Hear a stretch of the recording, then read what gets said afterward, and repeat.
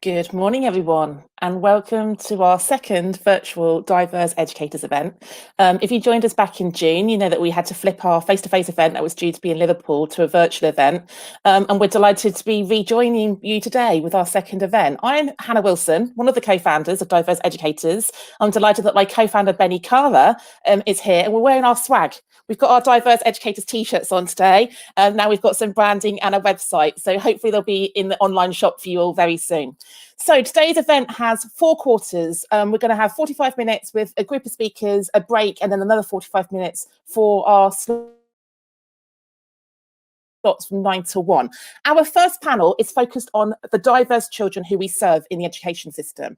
And we are delighted to be joined by 5 speakers. Our first speaker is Amanda Carter-Philpott, who is a trainer, educator, and campaigner for inclusivity. Our second speaker is Anton Chisholm, who is a teacher of maths and a mentor. Our third speaker is David Hermitt, a MAT CEO. And then we have 2 speakers from our partners. We have Lisa Stephenson from the Storymakers Company, who's one of our affiliative partners from Leeds Beckett University.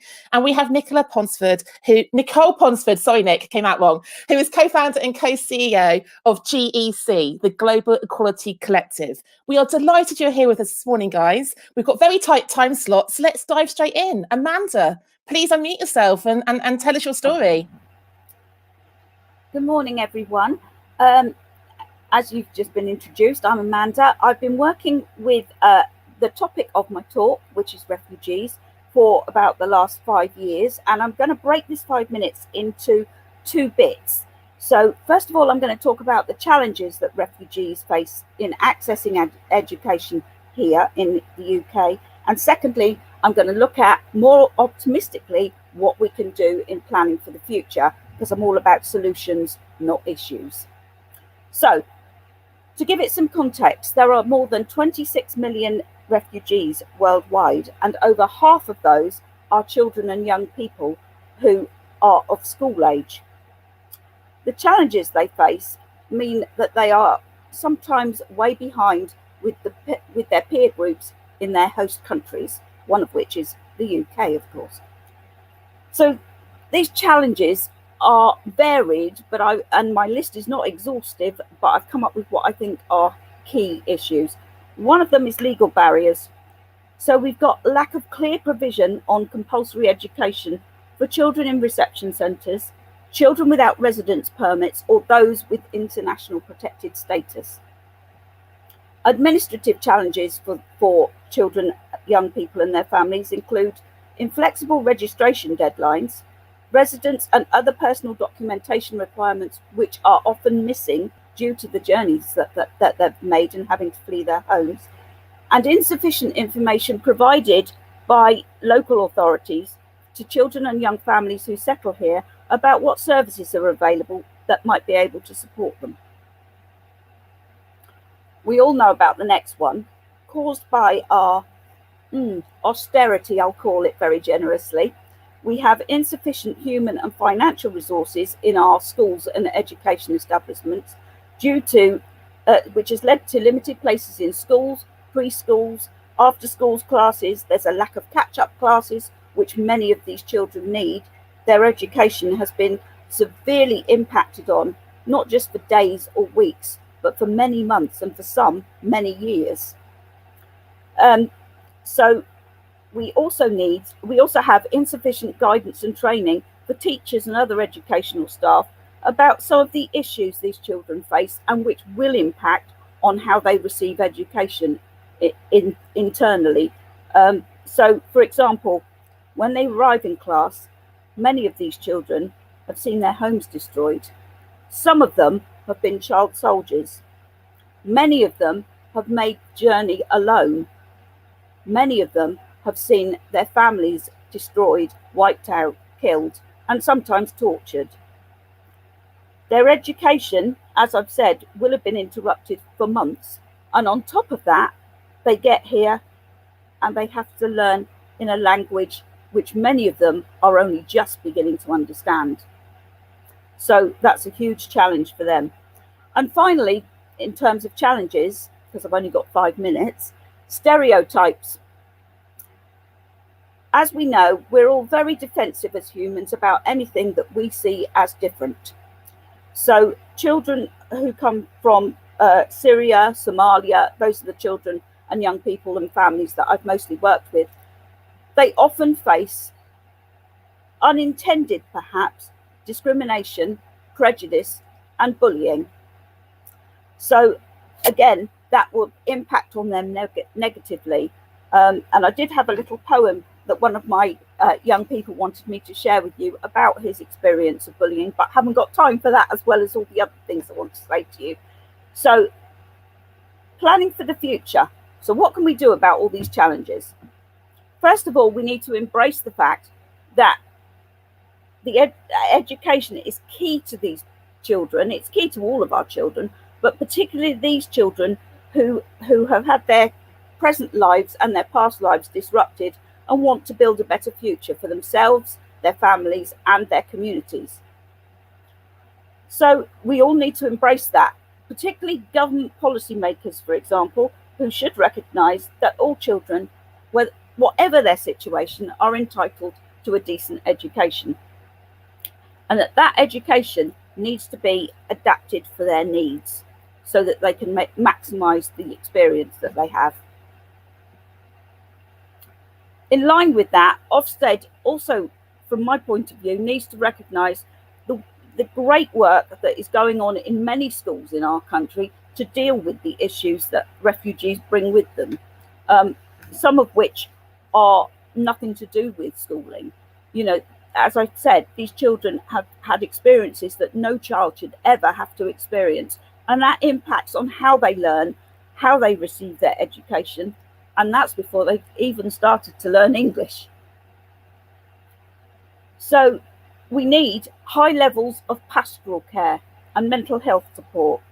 So teachers need training, as do other educational support staff. And of course, that costs money some of the time. I've got links, which I'll put in the chat later, so you can access some of the things that I'm talking about. So, for example, and I'm just referring to my notes because I don't want to leave this out, there are some tremendous collaborative partnerships between schools, colleges, and the voluntary sector, where there are many specialist staff who are used to dealing with trauma, for example, and by goodness, these kids have dealt with trauma on a huge scale. So if we can foster those connections, foster those communities, and perhaps develop a mentoring system where some of those mentors can be trained that come from that child or young person's community themselves. So that lessens the language barrier and the need to understand a different language while they're trying to take on board all this new stuff. Remote learning is another way. There is sometimes 3, maybe 6 months delay in children and young people accessing a place in school. And so remote learning, which we're all indulging in now, is crucial in terms of what they can learn at home. And we need creative approaches to peer support, like we had when bullying was apparently a new thing. Amanda, I'm going to have to stop you there, lovely. Such an amazing start to the event. Thank you so much. A very sobering start for us today. And I think it's so important that we're starting thinking about the diverse children we're serving. We'd love you to do a blog and share some of those links and share that poem. But thank you so much for kicking us off today as our first speaker. I'm going to pass swiftly over to Anton. Anton, if you want to unmute yourself and dive in, please. Yeah, hiya. Thanks for having me on, Hannah. I'm a maths teacher. That's been awakened in this recent moment in time that we find ourselves, coming to terms with my experience in education as a black boy, relatively sensible, growing up in Birmingham. I went to a majority black primary school with all black teachers. I was a bit of an anomaly. And then I got into grammar school where I was in the minority. And I saw firsthand how things can change in a moment. I went from being this bright, the world is your oyster student to feeling like a bit of a jigsaw piece, loose jigsaw piece, missing, asking where do I fit into this society, into this world. So there was a problem that arose. I left education, looking around the room, having a bit of a lack of identity. And I was always told by my parents that I have to work twice as hard to get half as much. But that gave me a bit of an inferiority complex, made me think, okay, why do I have to work twice as hard? What do people not see in me that I see in myself at times? And what am I going to have to prove to my teachers? And I was given the answer pretty early on in my secondary school, where my English teacher told me, it's not possible for you to have written this grade A star piece of work. My careers advisor, who's supposed to be the one pushing me and driving me, was really shocked when he saw that I wanted to go to university. He said, I thought you would be an evangelist or something like that. And it really, really threw me back. And just some common experiences that other friends and colleagues have faced. Not having any black teachers in secondary school, the only black staff that they're seeing in the kitchen, staff being adept at pronouncing names like Tchaikovsky, struggling to say El-Metoui, and the subtle and sometimes not so subtle microaggressions that we faced. It really made me think about what are students experiencing in school. And my motivation as well came about through a report that came out in July this year. It was a school teachers review body report that was talking about only 1% of head teachers were black, and it highlighted that black students were excluded at triple the rate of their counterparts. And it really made me think, if there were more black head teachers, more black people in senior leadership, in the school, in education in general, would that rate be as high? Or would these people understand those cultural nuances that are getting students, in some cases, unfairly excluded? So that made me realize representation matters. Okay, it really does. We want to be able to exist without having to explain ourselves. Now, it brings me to a scenario where at a parents' evening, I saw a black parent talking quite passionately about their child, and I thought nothing of it. But the white teacher that was having that interaction felt the interaction was confrontational, was aggressive. And I compare that to a COVID-friendly online parents' evening that I've had recently, where a black parent came on the screen and saw me as a black teacher, and I could see that sense of relief in their face. It was palpable. I could sense that all of their teaching experiences were just coming out on screen, and she was just so relieved to see a familiarity with me and know that her daughter was going to be taught by a black teacher. She wanted her child to feel empowered and not powerless, and have that visual representation of what she could be. So this just brings me on to a few solutions that might be possible to have. We need more representation, better representation in the staff body, in senior leadership. We need the curriculum to be more diverse, not just Black History Month for a month or a week in some places. And we need to cater to those students that are in front of us and teach them about that multicultural society that we live in from a holistic point of view, not just the view of the conqueror, and build up our Black students, especially because society drags them down so much. We have to make purposeful effort to build them up and listen to their concerns, because they're real, and try not to take it personally. Okay, one of the best things that I read during this lockdown period was an open letter written by a group of students from King Edward's Camphill Girls' School that spoke about those problems that they faced and solutions that they felt were able to happen to make their experience a bit better. And just always remembering that you can't be what you can't see. So those are some of the solutions that I think will help that situation. Anton, thank you so much. That was so succinct and so powerful. You've got some amazing comments and questions from the chat. And I think what I'm really hearing there is the student agency as well. I'd love to see that letter. If we could perhaps share that letter further afield to the audience, that'd be great as well. And we know the stats are dire for BAME teachers and BAME head teachers, but David, as one of our only BAME CEOs in the country, it doesn't get much better when we get to that level either. So why don't you now share a bit of your story and your thinking about diverse children? Hi, pleasure to be with you all, and it's really important that we share these experiences, that are personal ones. And today I wanted to share with you what we've been discovering from our children as they've come back from lockdown, and in particularly what we wanted to actually emphasize the differences in opinion between those children who have protected characteristics and those who do not. And so if I can just take you through our first phase really as children return from lockdown was to look at what the educational psychologists were telling us, which is that the anxiety levels are going to be very high.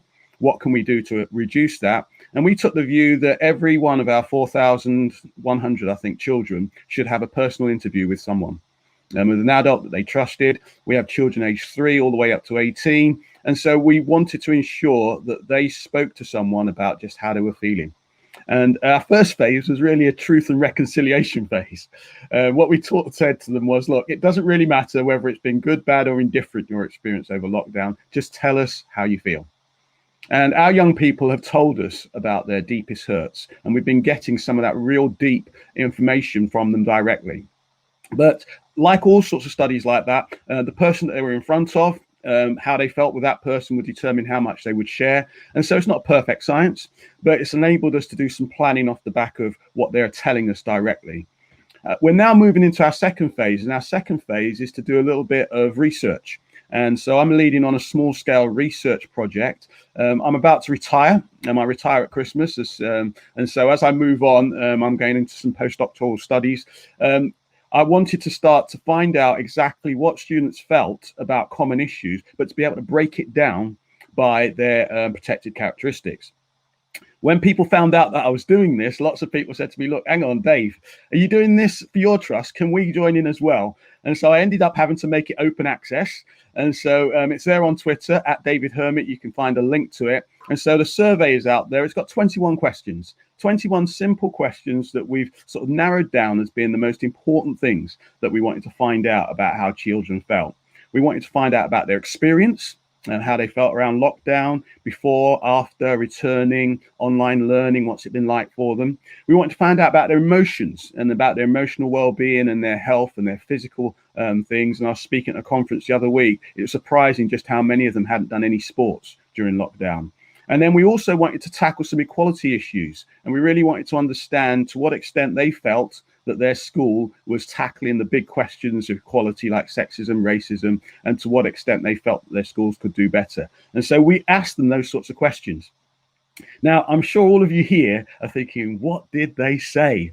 Now, the survey's only just started, and so I'm not in a position where I can share a lot of data. But what I did want to do was share with you just one question, or one statement really, that we asked them, and it was a simple yes no answer. Most of the questions are on a scale of strongly agree, strongly disagree, and all we asked them was, my school has done a good job of supporting me during lockdown.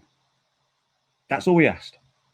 And we found at the moment about 79% of children are saying yes, they think their school has done a great job.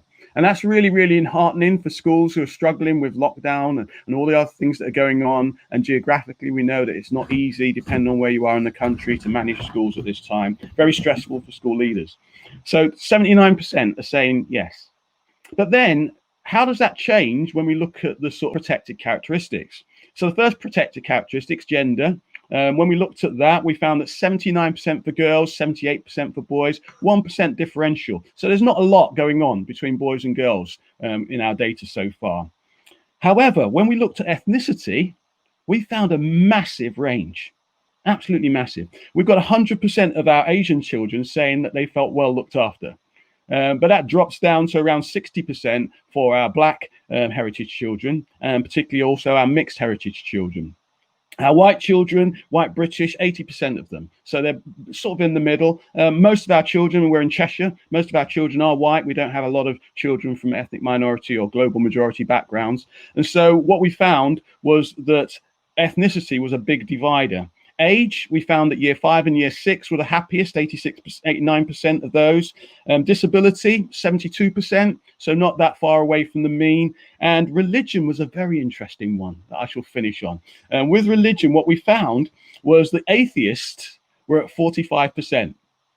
Quite a number of children wanted to identify themselves as atheists in the survey. It was completely up to young people to identify their protected characteristics. It's anonymous, so we don't know their names. We just know if they've disclosed their protected characteristics, what they meant. 84% for Christians, though.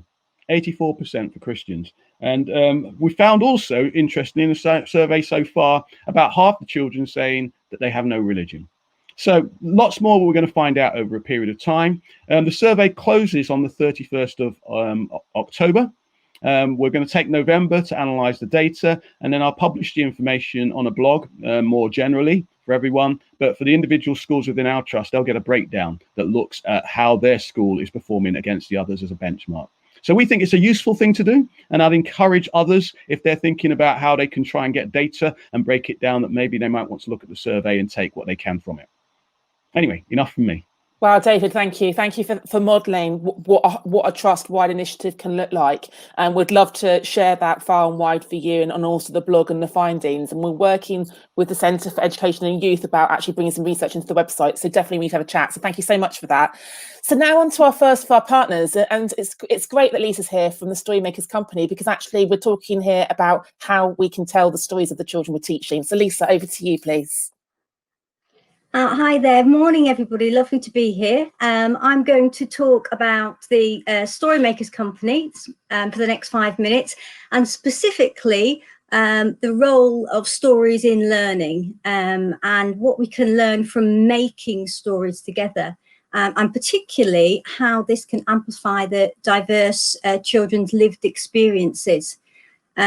So a little bit about the Storymakers Company. It was started by academics, teachers, artists, all together. It's a collective in 2017, and it started with a real concern about the marginalisation of creative opportunities for children in school, and also the value placed on creative learning through policy. One of the really exciting things about our work is we co-research with children. So we're a practice-based research centre at Leeds Beckett University. And we really believe, as I'm sure everybody does here, that the stories we create and make, and it's the making that's really interesting, and share, should celebrate diversity, promote citizenship, and by that we mean empathy, compassion, critical questioning, ethics, and critical thinking. However, we know, and I'm just going to mention 3 reports that were released last October 2019, that the Durham Commission, particularly into creativity, the Paul Hamlin report into creative learning, and the Arts Council report, 2030 report, actually that this report engaged with over 5,000 stakeholders.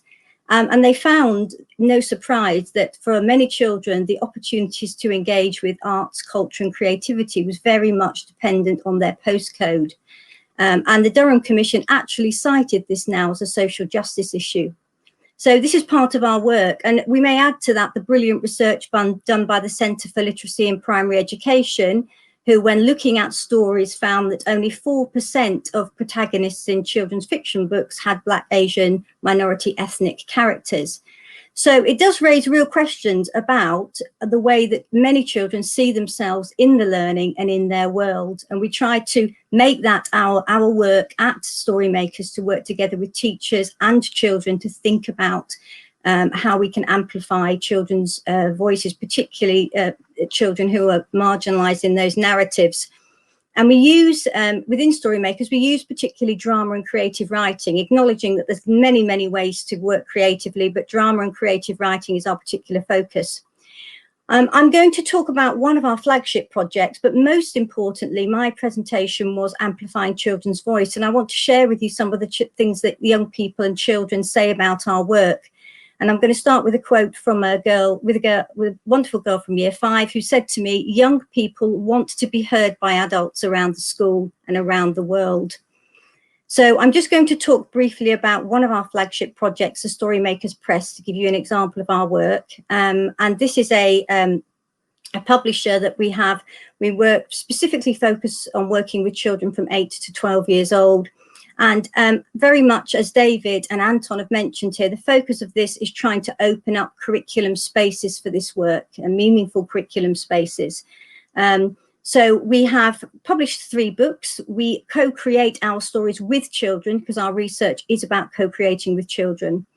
So over 6 drama workshops, we create a fictional story with children, and these workshops are very much about bringing children's lived experiences into the space. They're about creating a sense of belonging and really valuing those stories.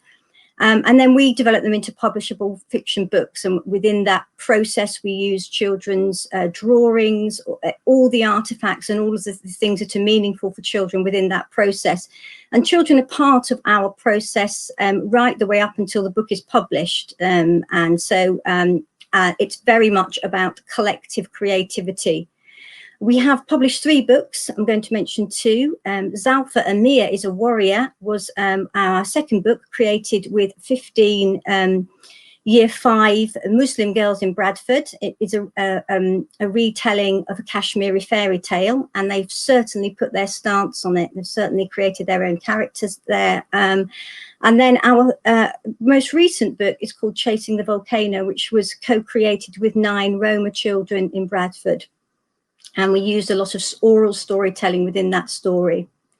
So we have the books, and in terms of bringing the work into the curriculum, we also create explorers guides, and these guides are about taking 6 moments from the story. Sometimes the children bring obviously elements of their own experience into the workshops, and we want to give teachers the opportunity to explore those moments in more detail. So the teachers' guides have a clear framework linked to well-being, community and imagination. And again, what we're trying to do is to really value creative, this kind of collective creative learning, not by having assessment outcomes, but by actually supporting a language where we can recognize this work and articulate it. So the guides, again, have a framework for wellbeing, community and imaginative freedom. They take 6 moments to explore the moment from the story, which we explore in detail. And then they're mapped to things like the relationship curriculum as well. So we hope they're a really useful and helpful resource for teachers, and they're work in progress. We work very much with teachers on it. They're collaborative as well. So I'm going to end with a few quotes from children, because I think this work is about emotional literacy. It's about ethical citizenship in action.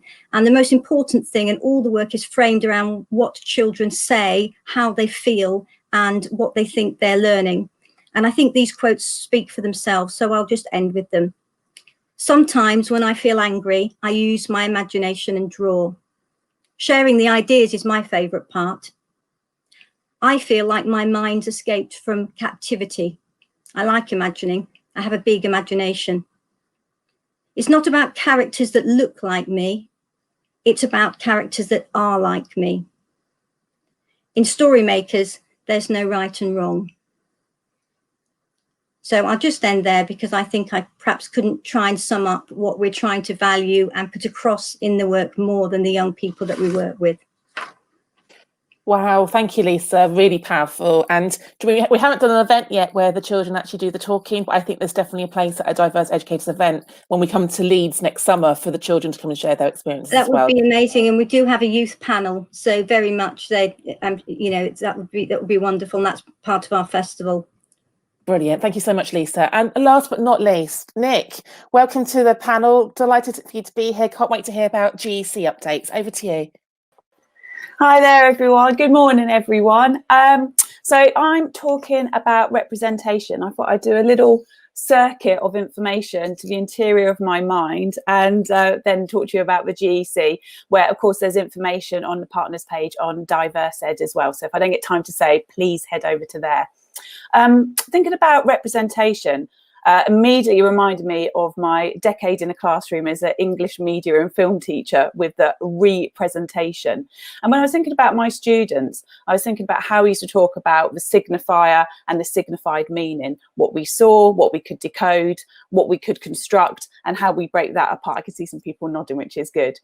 Part of that, I feel, is when we are presented with something, we have different reactions, we behave in different ways, and we make different decisions.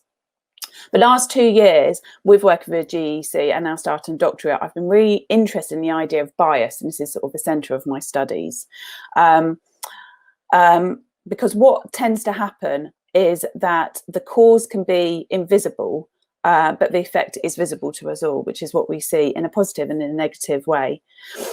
When we come to bias, what I didn't realise, it actually comes from quite a long history of twists and turns. It originally came from the Indo-European skier, which means to turn or to bend. In the 13th century, it became known as bias, which was to perceive something or something to have an angle or a kind of cross wire. Where in the Greek, it means to cut crosswise. In the 16th century, it started to have more of a figurative meaning than just the literal one, which was from a game of bowls, which they used to weight, and to have a bias meant it leant to one side. Shakespeare in King John says, "Commodity, the bias in the world," which is one of the first figurative ways of the word bias. And even then, it was starting to mean a kind of a prejudice, an inclination for something, a predisposition towards something. My studies have meant me question why we think like this. The term unconscious bias, I think most people within this community would have heard of, this implicit bias. We know now that the brain gets 20 million pieces of information in around a minute. I think it's about 50 seconds. Of that, the brain can process about 50, and we understand 7. So the bias that we have, this unconscious bias that everyone talks about, is our brain making mental shortcuts based on our lived experience. If we flip that back around to the children and we look at representation, what I found really interesting is that young children, babies, 18 to 24 months, understand the difference between genders. They're already trying to take in information and make those assumptions. Some studies I've found have even shown that happens at 3 months. When children get older, we know around 3 years old, the research by Kidsgate, for example, illustrates to us that they start to understand those career choices. And on the GC website, we've got on a video wall the Redress the Balance, where we know that if you work with children and talk about careers, that they may have not had it open to them by the end of, even just a few weeks or even a lesson, that they will start to identify with those. We know representation matters in our books. We know that boys are twice as likely to read a book with a male protagonist. But also there's things in bias that happen when we are slightly older. I heard recently about Google, when they first uploaded videos, they couldn't understand why everyone was doing it the wrong way round, but the designers had a bias for right-handed rather than left-handed, so you flip the phone the other way. So these biases, I think, kind of all come together. One of the ways that you see it with slightly older children now, and I did see that some younger children might be watching, but if I say the oldest profession there is, I'm hoping people understand what I'm saying. And I have issues with that, not with the profession, absolutely fine with that, but the culture and industry around it. And I think coming back to that media slant about representation, we're seeing 12, 13-year-old children trying to get rid of their hair to represent things that are actually due to the camera angle of very grown-up material. These messages, which are permeating through to our children, and they don't even understand why they are, means that we need to step in as educators and as parents. One of the things that we're doing with the GEC is we came together, myself through education, with Kat Wildman, my co-founder, with the view that these inequalities were so embedded we didn't know where to start. So being a bit of a retro girl, I see it as a game of Kaplunk. I see there's loads of balls and there's loads of straws. And if we take something like sexism or anti-ableism, or we look at SES, socioeconomic status, we can see that there's lots of different issues in it. So what we've done, and a short version of this, is we have designed a framework, an app, which we're launching after half term, which is for schools, which takes you through all of the characteristics, all the training you need, and provides you with all the data so you can understand how you're representing yourself to your students and to one another.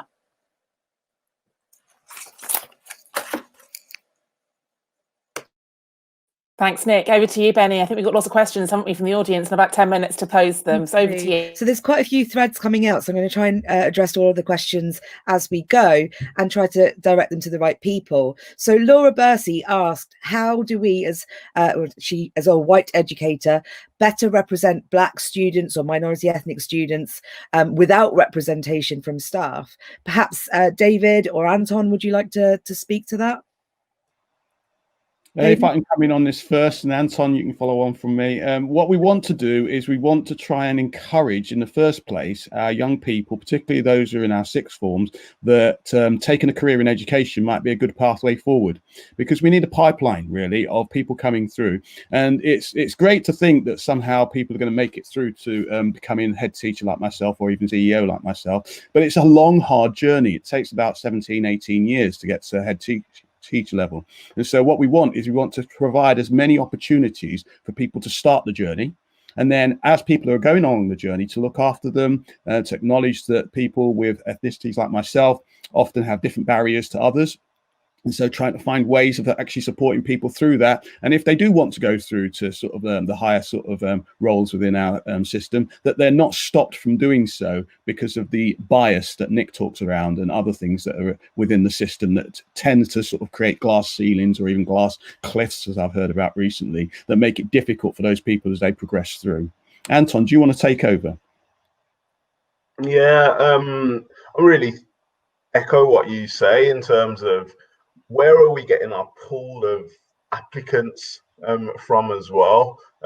Because me getting into teaching, I know it was a very personal thing, wanting to be a strong Black male role model in the classroom, be somebody that I don't think I had at the time. But in terms of having that information of where to go about to train, and it wasn't quite accessible at the time for me. So perhaps some form of, I guess, media push, or educators and universities going to the right places to diversify that pool of applicants into the job. Because as you said, David, that pipeline needs to change as well. But something else that's important, it's not just about hiring anybody and everybody. There still needs to be a quality, still needs to be represented well. Absolutely. Thank you for that. It's a really clear, succinct answers. And following on from that, one of the questions we have from Katie Smith, and perhaps again, I'll start with you, David, because this is your realm. In particular, rural schools have trouble attracting staff, perhaps from Black, Asian, or minority ethnic backgrounds. Is there a strategy, suggestions that we can make as a collective to be able to attract a pool of people to those areas that aren't necessarily traditionally filled with BAME people? Well, I work in Cheshire, and those people who know Cheshire know that there's not a lot of BAME people around, and we've got a lot of rural communities as well. One of our schools in our trust has only got 93 children, I think they've got in the school. It's a village school. And so what we've found is that by having a multi-academy trust, the top edge of our trust goes to Manchester. So we have the ability to attract people into the trust. And then once in the trust, we can then have people working more widely across the trust. Just as an anecdotal sort of example, one of my PE teachers was a person from a global majority background. And so we were able to have that person not only teach in our school, but they also did our primary outreach and taught in several schools within the town of Congleton. And so we were able to therefore have a bigger impact for the few that we did have. And I think really this is the issue. Until that pipeline is developed, those that we do have, we do need to try and find ways of making sure that they can impact on a wider area. Absolutely, and it's wonderful to have someone here from that from an area where that is definitely the case. So that's a real life example of how practical representation works. So moving on slightly, there's a real strong thread amongst all the panelists about agency and student voice. So I wanted to ask Amanda to start with about this idea of agency and student voice. How do teachers get access to the voices of refugee children or Gypsy Roma traveller children who don't necessarily kind of come up in our spotlights as often as other children? Is there a way of people accessing this information? Amanda? The way it happened for me in Milton Keynes was because I run an organisation myself, and it's a voluntary third sector organisation, and I've worked very closely with schools, having been a chair of governors before and so on and so forth. I've got lots of contacts within Milton Keynes education system, and they contacted me and said, look, we've got a batch of these children arriving. What can you do to support us? So basically we all worked together, the education system, social care system, we all worked together. And I work very closely with the Red Cross in Milton Keynes, who have kind of taken charge of refugees, if you like. And we set up, one of the things we set up was an induction and orientation group for families. So it was a holistic kind of thing. And then that led on to, I set up groups for mums who wanted to learn to read what their children were reading at school, so they could read bedtime stories and so on and so forth. So it from Milton Keynes' point of view, it's a very holistic, we take the whole family and encourage them to make the most of what's available to them. And for those children who are waiting for school places, we have an orientation project, which kind of gets them into, makes them Milton Keynesian, if you like, and introduces them to all the kind of hotspots, the places they need to know about, the libraries, the school they might be going to, and so on and so forth. And then we do an induction into school with the cooperation of that school, and we go in and support. And I've trained a group of mentors from Syrian and Somali refugees, is mostly what we have in Milton Keynes. So I've trained a group of those to go into school with the children on their first day, and we make it a very gradual process. Some children could go straight in once they've done the orientation project, or they're offered a place immediately, but to have someone there who can speak their language and who they can, you know, ask things of at playtime, and so they're not on their own at playtime if they're having difficulty setting in. For us, that's been extremely valuable and continues to be. Thank you. So it's collaboration, basically. Thank you. That's really useful. And we've got some comments on that as well. So the idea of involving parents and community is key. And those voices from children who are underrepresented in our populations is absolutely vital. Lisa, do you have anything to add on that? Because I know that you work with Gypsy Roma traveller children extensively. So would you like to add something? I think agency is a really interesting word that's bandied around, isn't it? And perhaps there's something around thinking about the way we view childhood generally, and if we view children as responsible choosers, and they're given curriculum opportunities to sort of make decisions and explore multiple perspectives and value those, that's a starting point for thinking about agency. So in response to the question, I'd say two things really. Obviously, our books and our guides are a starting point to bring voices into a range of classrooms. And I think one of the key things that's been successful about those for those particular children is working multimodally. So using orals, bringing oracy, focus on oracy as well as a meaning-making process, and also physical work through the drama, because that's about emotions and emotional literacy, and also visual representation as well. So valuing all those different ways of knowing is one thing that I would say around agency. And I think that is a starting point. Obviously it's very complicated, isn't it? But they're two things that I would add to Amanda. And the books and the guides are a starting point to open up those curriculum spaces, perhaps for schools that don't have that demographic of children as well. It's about looking at opportunities to reframe the curriculum differently. What's a different starting point around a particular topic that would allow us to look at this area of the curriculum and bring in those perspectives and value those perspectives of diverse communities. Absolutely. Thank you so much for that, Lisa. It's really, really clear. Nick, we have about a minute left, and I don't want to leave you out of this discussion. You talked a little bit about agency and the idea of student voice in your session. Do you have anything to add? What I would say that one of the things I think with these conversations around diversity, student voice is often lacking. So we set up the Smashing Stereotypes website because we felt that we're the oldies talking about it, and actually the young people have a completely different perspective. So we've got smashingstereotypes.co.uk. It's full of examples from children, early years that parents are setting, all the way through to college students, sending us posters from all around the world. So also there's examples of kids, for kids, by kids out there. Lovely. Thank you so much. I'm going to hand it back over to you, Hannah. Well, I want to ask you, Benny, what's going through your mind? What are you thinking about? What's your key reflection from this morning? I think it's really interesting when we talk about, we've got some clear threads. We've got representation for our children, and we've really got that sense of, you can't be what you can't see. But in reality, the practical element of that is, well, we're not going to have representation of every single child in every single school, not for a very long time, I imagine. So what we can do as individuals, that kind of onus on us as teachers, is incredibly important, and I think student voice captures so much of that. But once we know what our children think, we can start taking meaningful action, but I think quite often that gets missed. Student voice is the fluffy thing that's added on. It's a project that's given to someone who needs something to do rather than a kind of meaningful part of the school curriculum. So where schools are looking at student voice, I would recommend really thinking about tapping into the groups, the protected characteristic groups, and starting that dialogue with them about their experiences, because they will come with so much knowledge and so much insight.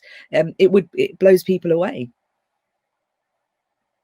And I think my ongoing reflection is, I want to be part of the solution, but have I been part of the problem? I've been in education for 20 years, and it takes me back to my deputy headship when I was the only white female on an SLT, but we had a very high proportion of EAL speakers, 37 languages, a lot of asylum seeker children. And it really makes me think about what could I have done differently in my career. So I think that's my provocation to everyone listening. What can you do differently next week? But what have you done that you could have corrected in the past as well? So thank you so much, all the speakers. An amazing first panel. I've learned so much. There's loads of comments and questions for you. You've all got lots more followers on Twitter, definitely. And we will see you back for panel 2 in 13 minutes time. So thank you very much for joining us.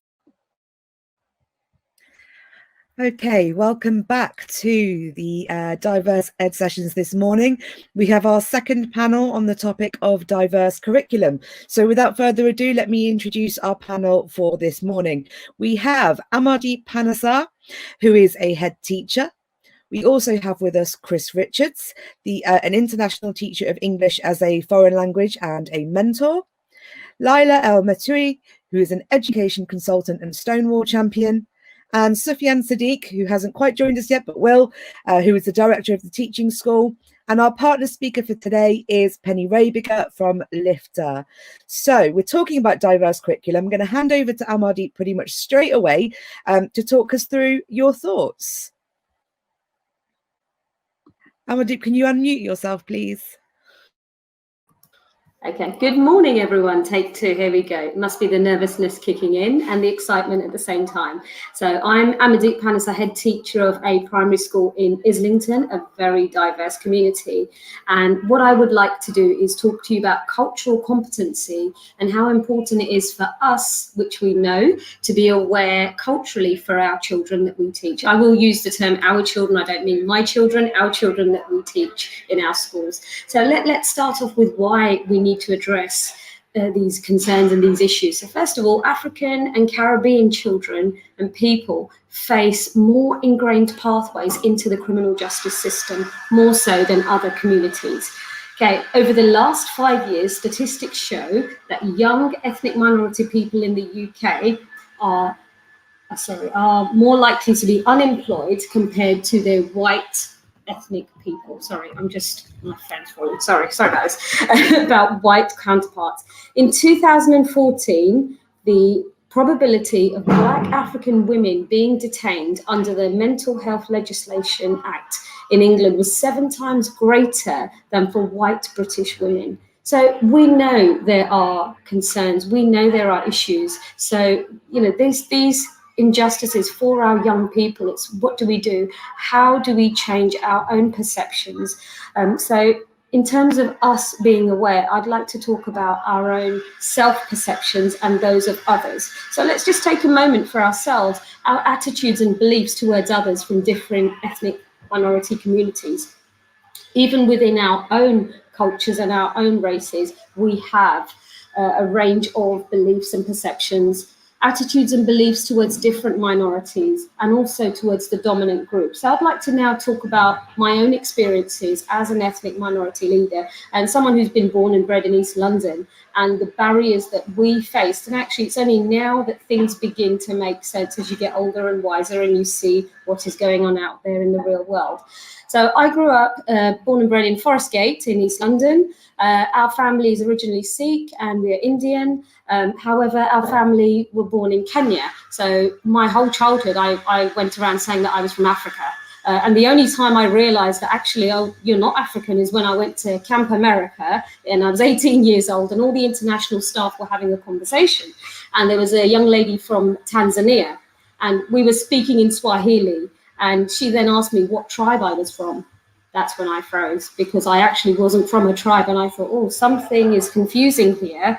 And then I went back and had the conversation with my parents. So to my parents, our culture was very much, this is what you are. You are from Kenya. You know, we had masks all over the house, and not COVID masks, obviously, the ethnic minority tribal masks and so on. So it was an interesting experience for me. I went to secondary school in Newham, and again, there was a lack of diversity. There were mainly ethnic minority children in our school. And the shock for me came actually when I went to university to study sports science, which was culturally unusual. And I remember I went to Brunel University, a theatre full of 300 students, and there were 8 of us from ethnic minorities. And that's when I felt it, going into that lecture theatre. And actually, our children do experience this even now. You know, I've learned in terms of where I work in London, our school is in King's Cross. It's an amazing, diverse school. And for me, most of my cultural experiences and learning experiences have actually come from the school. We've had colleagues from all over. We've got very diverse staff. And actually, I see that racism obviously works both ways, not just towards children and other colleagues, but also when a white colleague is trying to educate a black child and a black parent, the defensiveness. And actually the black parent has straight away turned around and come to me and said, actually, you don't know, you don't understand because you come from a privileged background. And then that was a very difficult conversation for me to have with this ethnic minority parent, and actually said, this member of staff has chosen to work in an inner city school. They do understand children, they do understand. So let's work collectively with each other on that. So there's a lot in terms of internalized racism. I mean, even within our own communities, I remember growing up as a child and, you know, members of the family saying, don't play out in the sun, you're going to get darker. And are we aware that these are the barriers our children grow up with? I often sit with the children at lunchtime. It's my favorite time of a school day. And actually that's where you have your most powerful conversations. And I've had, a black Somali girl say to me, I'm not beautiful because I'm so dark. She's in year 1, she's 5 years old, and those perceptions still exist because of what's coming either from home or around them. I had a black Somali boy, he's got Afro-Caribbean hair, and actually turned around and said, I want soft hair. And I thought, these cultural messages are not coming from home. So it's so important that as a school, we address them and we help and support our children. And it comes with our education as well. And what I'm learning is that even with staff from mixed heritage cultures, staff from all different cultures, do they know? So one of the things we did as a school during our inset day was to have that cultural competency talk, and actually people understanding where we all come from. And are we fully aware? Like I said, I thought I was African until I was about 18 years old. So it's what conversations have taken place at home. It's so important to be culturally inclusive for these reasons. And, there's a video I'm sure you've all seen with that Michelle Obama got involved in, where the little girl is having her hair plaited, the little black girl, and she sees not Michelle Obama, her hair's being plaited. She looks at herself in the mirror and she cries and says, I'm ugly. And it really does touch you in so many ways. And you think, how do we then support these children all the time and say, actually, no, you are beautiful? Because those children do get left out. We see it in schools. You know, we are all hardwired to like people like us, similar mindsets, similar cultures. But that's where we need to shift. And it is incredibly difficult, particularly with the communities that we work with. We can only empower our children, and they can take that message back to their parents. My final closing message is, you know, the world assumes that young people of colour will fail. We have to do the opposite. We have to be the power collectively, regardless of colour and ethnic minority, in order to drive this message forward. Thank you. Thank you so much. I think it is the Diverse Ed First that we have someone broadcasting from the gym, so we do have a bit of background noise, but your message came across loud and clear, and I absolutely agree. Cultural competency is a term that we should be really thinking about, so thank you for sharing that with us. So moving swiftly on, we have Christopher Richards, who's going to be talking to us about diversity in textbooks. Christopher, over to you. Thank you. Yes. So yeah, I'm Chris. I'm currently based in Madrid. I trained in the UK 10 years ago as a high school teacher, and I have a very vivid memory of somebody telling me about the importance of images in the classroom when I was doing my PGCE back then. And interestingly enough, I thought that linked really well to what Amardeep was just saying about cultural messages and where students get things from. So 10 years ago, teaching English in England, we made very little use of textbooks in English departments. It was challenging, as I'm sure we're all aware, but if we focus on the positive aspect of that, that gave me a lot of freedom to use my own images, my own ideas, be creative in the classroom. It does mean you have to be quite careful with your internet searching. I actually did yesterday, preparing for this, just a quick internet search on the term reading, and the first images that came up, mostly kids, mostly white. The first 4 images were girls. The first negative image we see was a bored boy holding a book. And then when I searched for man reading, in the first 32 images, we find a person of colour twice. And the first one appeared 12th. And just another kind of element, grey hair appeared 3 times. So we have to look very carefully when we want to bring our own images and our own ideas. We can't just Google search and replace. We have to be quite careful. 5 years ago, I moved into ELT, English language teaching, and 4 years ago, I moved across to Spain. And things are very, very different. Every group had an assigned course book. They all came in that particular institution. They all came from 3 major UK publishers. We had to follow them. We could substitute, we could supplement, but we were following these books. And I started to notice very quickly the representation was extremely narrow. And then as I was studying my Master's of Education, I was studying in Applied Linguistics, I decided to write my dissertation on gender and sexuality representation in ELT coursebooks. And it all began, that inspiration began with a page in a coursebook we were using with adults of a B1 level, so they can communicate reasonably well, on a page about different weddings in the UK. And of course, the 4 couples represented were all straight and they were all white. So I was not really sure quite how they were different, apart from the fact that one was in a church and the other 3 were not. So to cut 20,000 words short, gender was presented traditionally, largely traditionally. There were some images of women in power, although men always had power in the pictures that we saw. And minority sexuality wasn't there at all. So I've then been thinking and talking with people about how we can move this forward in our industry, and I was hoping to share some ideas with you guys about what we can do in terms of mainstream teaching as well. And I think if we're working with textbooks, or even if we're not, we need to be always ready to substitute and supplement, especially images, so that we're not always showing the same color palettes, we're not always showing the same kinds of people in our classrooms, but also the texts themselves. Because if our kids always read the same stories, they're always going to get the same cultural messages, as we've already discussed. I think we have to ask ourselves whose stories are getting told and who is effectively therefore being silenced. Because it isn't that we're only showing one thing, we're actually making something else not have room, or we're taking away the room. So it's about inclusion, it's effort, it's a habit. We have to get into the practice of asking these questions. I also ask students what's missing from pages. So sometimes I'll just deliberately present them with something that's not particularly representative and ask them what's not there. but also what unwanted associations can be brought with inclusion. Often we see in our materials in ELT, people with disabilities routinely referred to in heroic situations, as in overcoming something rather than just being a person that's achieved something.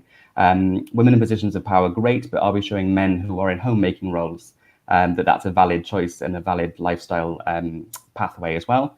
Are queer folk only shown when their queerness is the defining factor? I have a colleague who always uses an image of Neil Patrick Harris, his husband, and their twins when teaching the vocabulary item twins. Nothing to do with their relationship, but they're just there in the background. So my final thought is just we always have to ask the question of ourselves that who is getting a voice and who is getting seen in our classrooms. So thank you. Thank you, Chris. That was really powerful. And I completely understand what you mean about that representation in textbooks. It's something that we really need to think about. So with that in mind, let's move on to Laila El-Metoui, who is our who's our represented education consultant, who has been working with Stonewall. She's a Stonewall champion. And you're going to talk to us about an inclusive and bias-free curriculum, Laila. Over to you. Yeah, I don't work with Stonewall. I'm the Stonewall Lesbian Role Model of the Year, and I'm founder of Pride in Education and Educating Out Racism. Thank you, Benny. Thank you, Hannah, and all of the diverse team and partners, and welcome to everyone who's joined us today. My talk is about having a trauma-informed, bias-aware, and compassionate curriculum.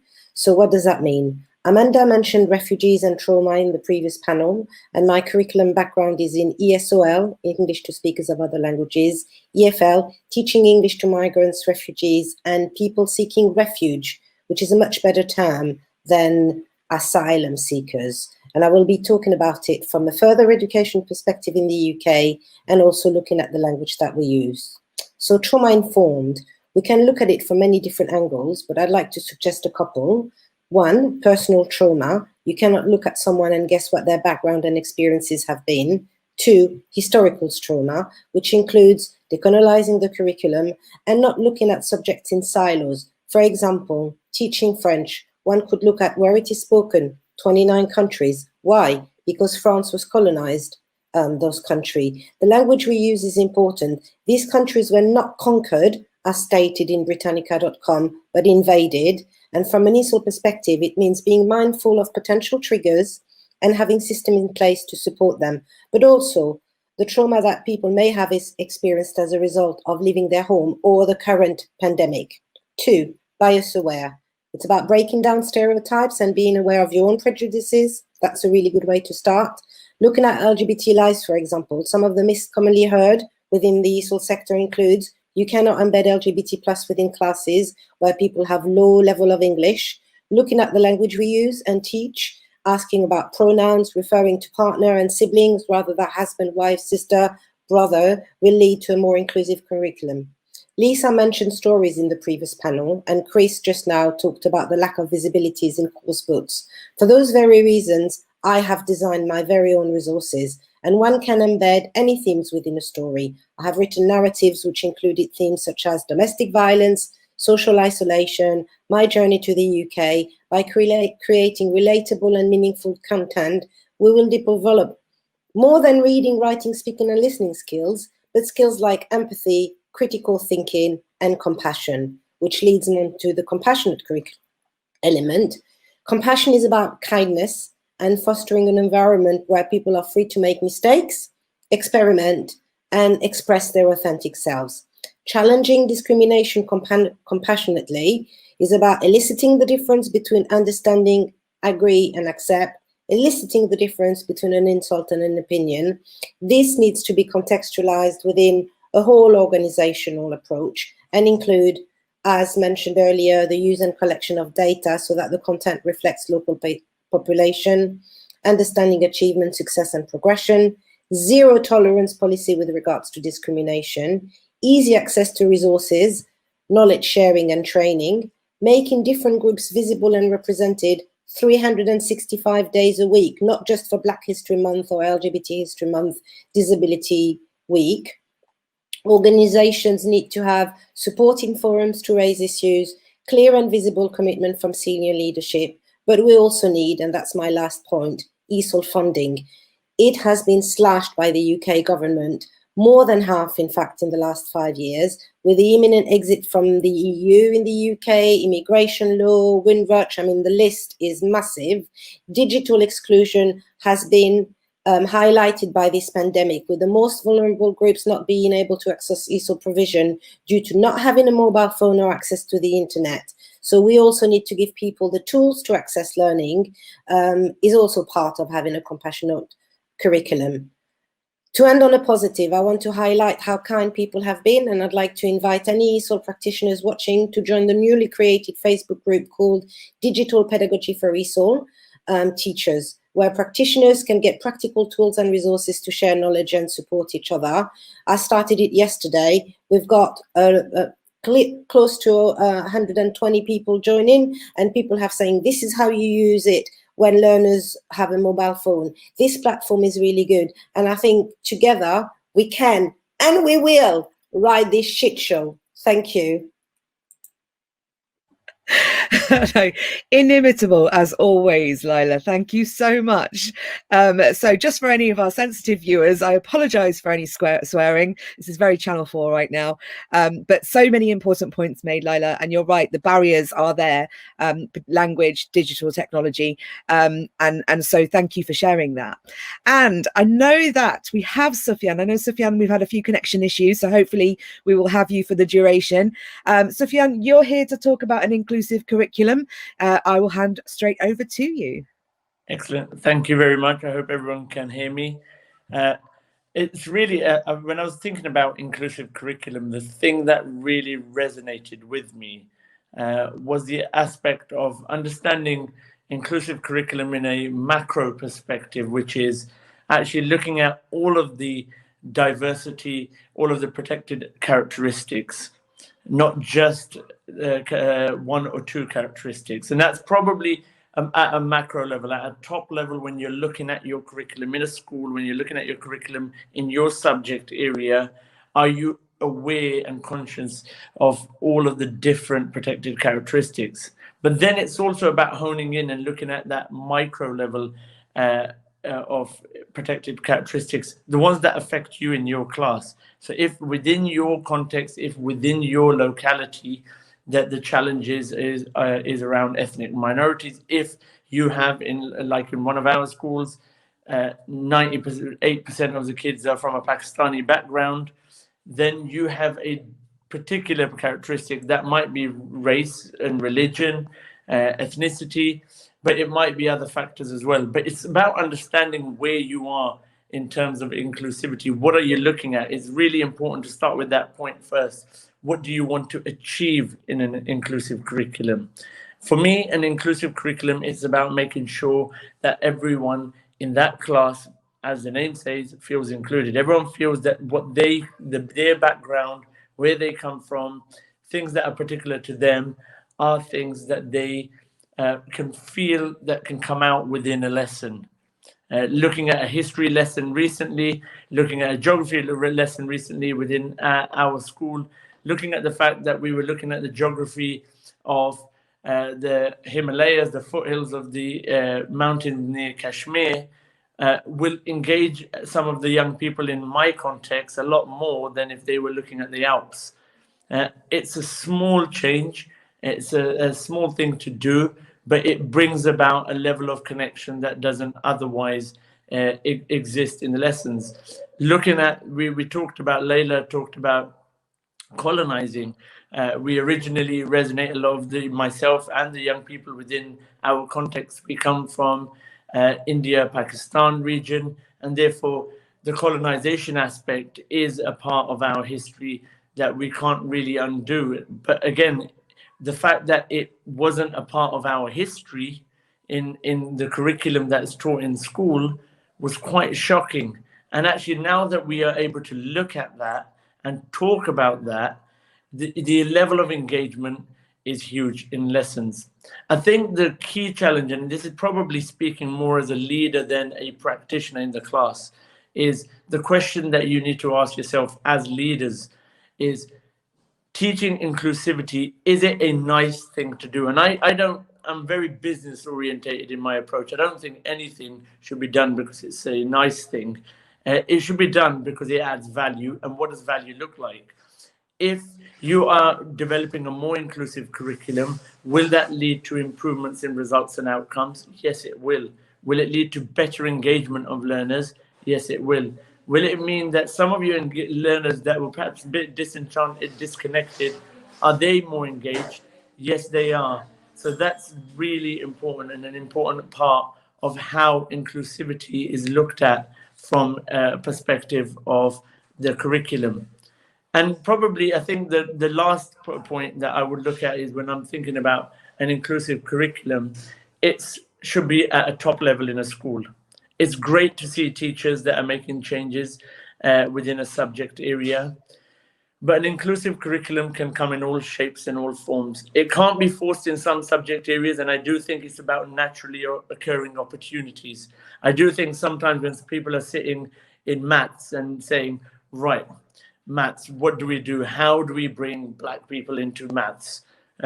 Now, having a few role models on the walls, that's fine, but I don't think you need to get to a situation where you're forcing yourself for the sake of ticking a box, and everyone on this scheme of work has to tick a box to say, we've looked at inclusivity in our scheme of work. That doesn't instill and create a culture, an ethos, a philosophy in a school. That becomes what, as teachers, we all do, is think, oh no, yet another, I've got to include English and maths, I've got to include inclusivity, I've got to include safeguarding or something. For me, it's about creating a culture where we look at our curriculum in a creative way that will allow inclusivity to add value to the curriculum, add engagement to the curriculum, and bring about better outcomes for our young people. Thank you. Thank you, Sufian. I absolutely agree. I echo so many of your points. And lots of people worry about the box ticking aspect of diversity. So it's good that you've addressed that. And perhaps we can bring that up a bit later. Last but not least, we have the ubiquitous Penny Rabiger, who's got a fantastic haircut. Last long time since I've seen you, Penny. You're looking very sharp. Over to you. You are going to be talking about Lifter. Oh, you may not have your sound, Penny.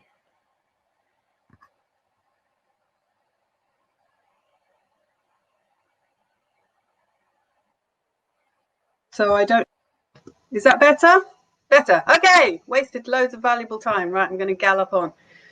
So we know when asking someone where they're from, it can come across from curiosity, but it can also serve to make people feel alienated, because it can focus undue emphasis on their right to belonging.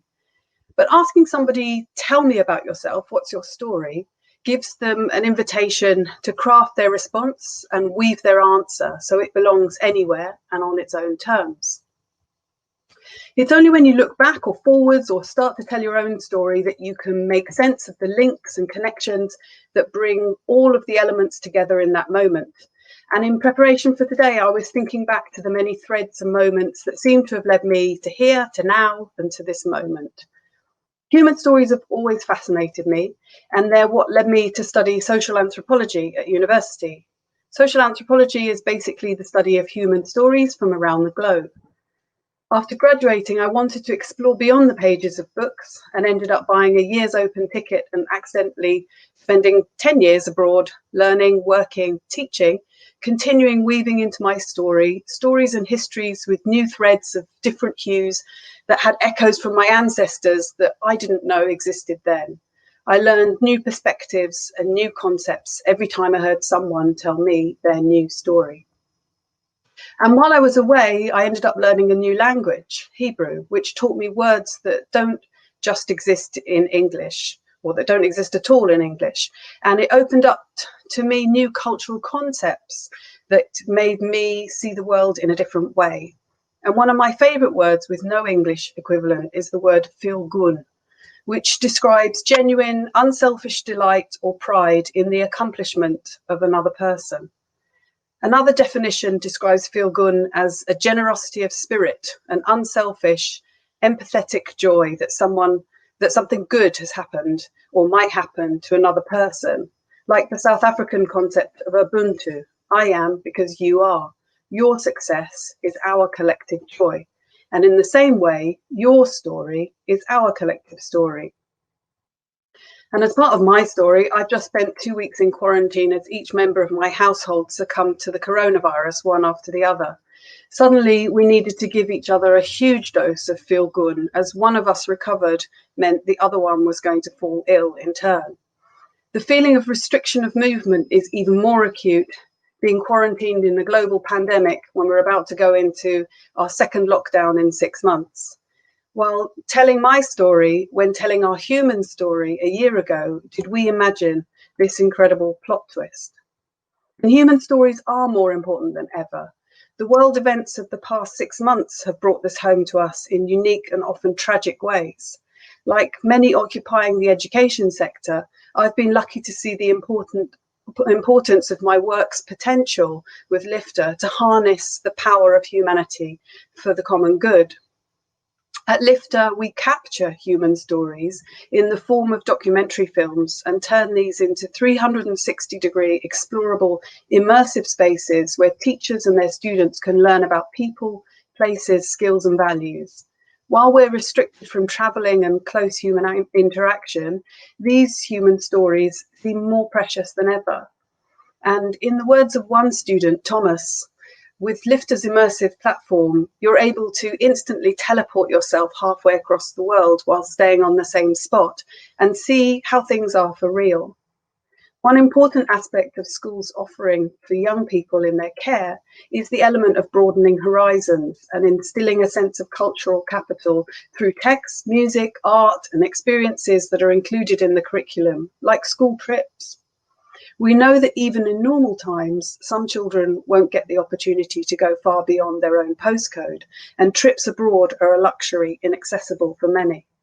Teaching and learning through human stories using Lifter can be a useful and powerful way to ensure that students have experience of the world as part of their entitlement to cultural capital, especially at a time when trips, museum visits and getting out and about are so limited. This can be important also as a way to teach an understanding of the protected characteristics and show how equality and diversity are promoted within our schools. We've seen that teaching and learning through immersive human stories can bring depth, breadth and meaning to concepts for children, bringing these from the realm of information and into the realm of knowledge. Exploring Lifter's story worlds has enabled teachers to unlock critical thinking skills in their students, and teachers tell us they've seen students use rich vocabulary and oracy skills and understand complex concepts that teachers weren't aware of previously. Engaging and learning through human stories can provide breadth. This breadth is important, and leading authority on learning, Chris Quigley, describes this breadth as both cultural capital, i.e. the background knowledge of the world students need for inference and for understanding, and also the range of situations students need to grow confidence in threshold concepts. And these threshold concepts are understood as concepts that open up new and previously inaccessible ways of thinking about something. Our vision at Lifter is to ensure that by the time a child completes their education, they will have visited every country in the world, and they will have met at least one person in every place they go. So right now you can take your students all the way to an Ethiopian village to visit Mezgana and Gabeyu in their family home, or hop over to Molte's garden in Berlin and see how honey is made, or pop down to Cornwall to litter pick with Rob on the beach, and so much more. We're excited that Lifter's platform and the immersive and engaging experiences help teachers and students find the language and medium to talk about concepts that are so vital and yet so hard to incorporate naturally into the curriculum, such as bias, difference, diversity, race, gender, sustainability, mental health, disability, resilience, skills and values. And we're delighted that our story has intersected with the global story of learning being something that can take place both face-to-face or remotely, but that must continue no matter where we find ourselves. For many startups and edtech organisations, the pandemic has curtailed their trajectory, but we've been blessed with a surge of teachers being able to take advantage of our free training and access to the platform as our work has become ever more relevant to our human story right now. So if you're interested in finding out more about the free training and getting your hands on our new version of the platform, you can get in touch with me at penny@lifter.com. And while you're at it, tell me a bit about your story.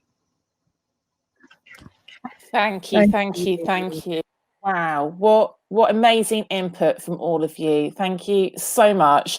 Very poetic close there, Penny. And I think the golden thread for me from all of your contributions is the idea of a diverse curriculum is about human storytelling. And we've got some questions coming through from the audience. So Amardeep, I'm going to come to you first. There's quite a lot of interest from some of the school teachers and school leaders about how they can build cultural competence into their insets, into their training and CPD offers. Could you speak to that? Yes, I am. There is a lot of background noise because I am in my gym, so I'm going to try and talk like this. So basically what we did was we did an inset on cultural competency based on the work of Dr. Laura Fontaine. So powerful. It talks about being aware of your own culture. Like I said, you know, the experiences we go through. And actually a conversation I had very recently with my parents was, do we know our fourth generation ancestors? And we don't. And even my dad, who stopped at 2. So I said it's really important to track back and find out, and also then promote this within our staff and children. Yeah. Thanks for your tenacity with the background noise there, Amardeep. I think we caught all of that. Don't stress, it's fine. Chris, if I can come to you, because diversity, equity, inclusion is the lens of working in an international school is quite pertinent, and I'm working with quite a few international schools at the moment, particularly around how they're dealing with Black Lives Matter and racism.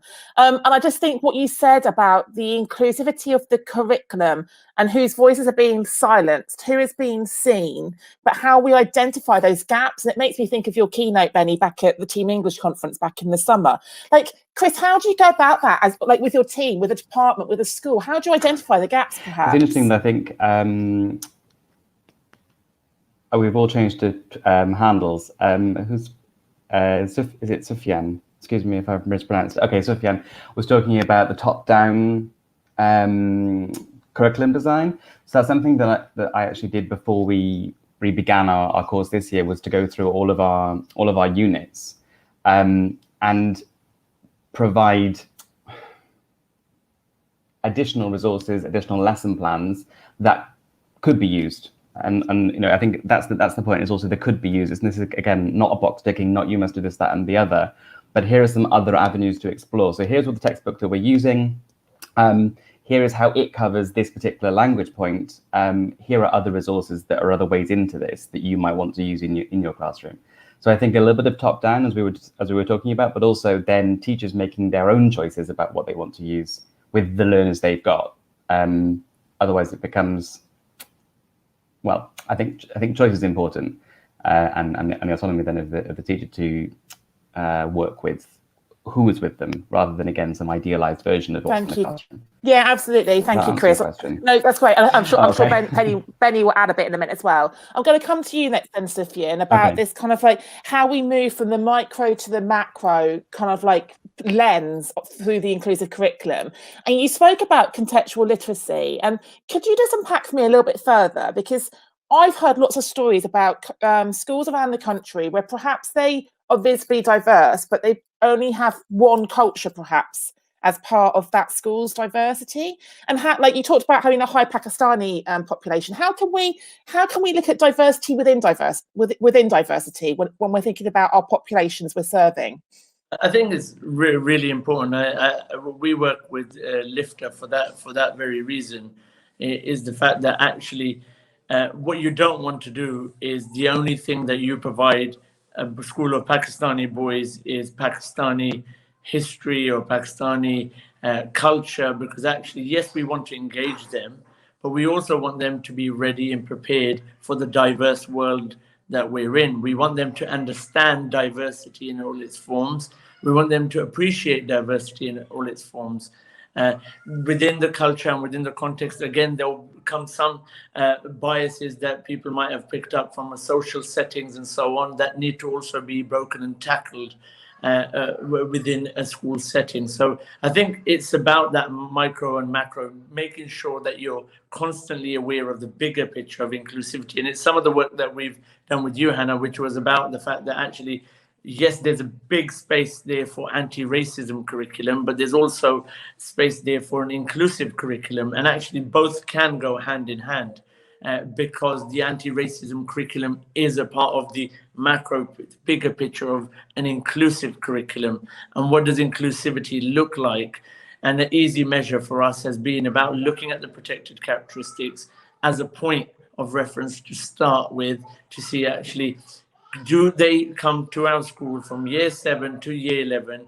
By the end of their journey with us, does the curriculum in its various forms, in the various subjects, allow us to tackle some of the issues that are surrounding those from protected characteristics, and not just one characteristic? So it's about, I think, using your one perhaps dominant characteristic as a way of really engaging your learners, talking about something that they will understand, empathize with, engage with very easily, but then to use that as a catalyst to go into other areas and other protected characteristics, but using the same social skills that you've developed in one area to say, this is how it feels when you are a Pakistani boy and the prejudices that you face in a mainstream society. But what does that look like if you're disabled? What does it look like if you're a female, if you're homosexual? What does it look like in the different spheres for that young person? Thank you, Sufian. Brilliant answer there. And I want to come to you next, Laila, about belonging. Okay, so we're thinking quite a lot here about the belonging of the children, but I'm interested in your reference to that Facebook group you created. And when we think about the belonging of the staff and communities of practice and the networks, could you just encourage some of the listeners and the audience about how they go about intentionally networking with people working in this space and how they can perhaps bring people together like you did with that Facebook group for ESOL? Okay, so first of all, the ESOL community is fantastic at supporting each other. There's a group called the ESOL Research Network that was created by James Simpson at Leeds University that's been going on for years. And they've always been a little bit more political. And you see it in a further education college. You can always tell who's an ESOL teacher because we're different. And we create our own resources. Compared to EFL and ELT, we don't use coursebook because what we do is tailored to the needs. People are talking about stretch and challenge differentiation. It is something that, as a community in ESOL, we're extremely familiar with. And so the question was about how do we actively seek and network? I think in this day and age, there are so many platforms. What you're organizing today is a fantastic opportunity for people to learn, but also connect with each other. So thank you, Hannah and Benny. Looking at virtual platform, the only issue is the time it takes, because at the moment I can be contacted in 8 or 9 different ways: Twitter, Facebook, Instagram, LinkedIn, and I'm sure, so it's about finding the balance, I guess, about which platform works for you. And then, I mean, you can tell me more, Hannah, because we both do similar things, and it's about maybe zooming in on something that would enable you to interact the best. So I think for you, it's Twitter. For some people, it might be LinkedIn. For other people, it might be Facebook. But given the fact that people are on so different platforms, if you want to be everywhere, you need to be linked in everywhere, and that takes time. The last thing I want to say, because I'm very, very conscious of the time, is that it is very time-consuming to design tailor-made resources. Publishers do not want to have this diversity represented in their course books because it doesn't pay. Internationally, LGBT is illegal in 80 countries around the world, punishable by death in 12. So just employers needs to be mindful and make maybe the space and time to share knowledge, resources. So it's not just about the onus on the individual, but the onus on the school, like Chris did before half term, making all the resources available. And Penny, thank you for your poetic input, as always. So many things I want to unpack there. I just wanted to go back to this idea about how we can be curious of each other and share our stories, but do it in an inclusive way rather than an othering way. Could you just share a little bit more about how that might work in a classroom situation, for example? So I think one of the good things about Lifter's platform is it gives that kind of in, because you can first of all focus on what you can see in front of you. And so we often start with children by just saying, where are you? How do you know? And just look at what you're looking at. And, you know, anyone, adult or children, will draw conclusions from what they see. They'll draw on their own bias, and bias isn't always, you know, negative. It's your kind of compass of how you anchor yourself and work out where you are. So I think through starting the conversation by trying to understand who you can see in front of you, you know, that's a really good way to do it. And I think it's quite an art in a classroom situation or in a social situation to invite people to share stuff about themselves, but without spotlighting, you know, undue attention on things that people maybe hadn't realized about themselves or don't want to accentuate. So it's got to be an invitation. Thank you, Penny. And this question, pop your hand up if you want to answer this question. We've got a question from a teacher saying, how do we teach diversity to children who are on the spectrum and perhaps that empathy's not there? So who would like to start us off with that answer about the inclusion? Go on, Laila, do you want to jump in?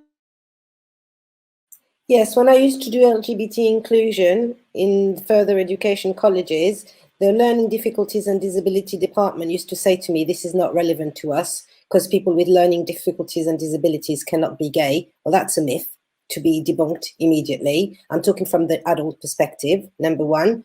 Number two, I'm not sure whether it's about empathy, but it's about awareness and visibility and just providing a range of example and a range of experiences. And in the same way that you would have like a tactile, a sensory, or whatever experience that is needed for someone, it's about providing a range of experiences. Thank you, Laila. And I've got a question for you, Benny. I just wanted to pick up what Chris was saying about, like, how do we bring the people who aren't heard and aren't seen into the curriculum? And I know you've got a book coming out soon. I want to spotlight your book. If you could speak about that, but could you also just talk about the publishers? Because I know you've been involved in a piece of work recently with publishers about diversifying textbooks. Yeah, so the conversation has started, and I have to say that, you know, more and more people are asking about, you know, well, how can we as an organisation, you know, do some justice to this work.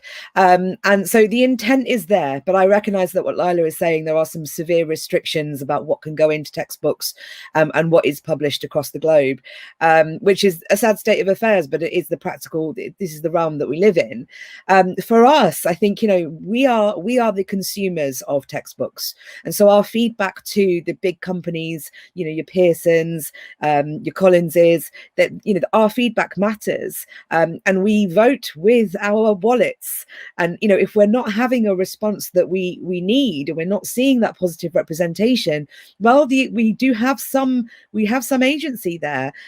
So I would encourage you all to really think about how you can engage with those companies to be able to have those conversations, and that's, you know, contacting their content editors and saying, actually, have you thought about, and I find that most people are open to these conversations, so we can definitely make a difference that way.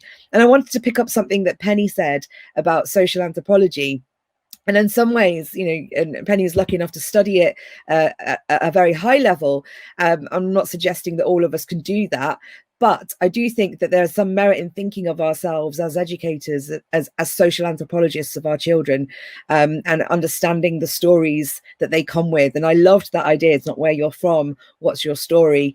And I wish people would ask me that more often, as a East African Asian woman who explains many, many times that we're fairly nomadic and this is our story. So it's an incredible, powerful experience, a humbling experience to hear people's stories. So thank you, Penny, for sharing that. That really resonated.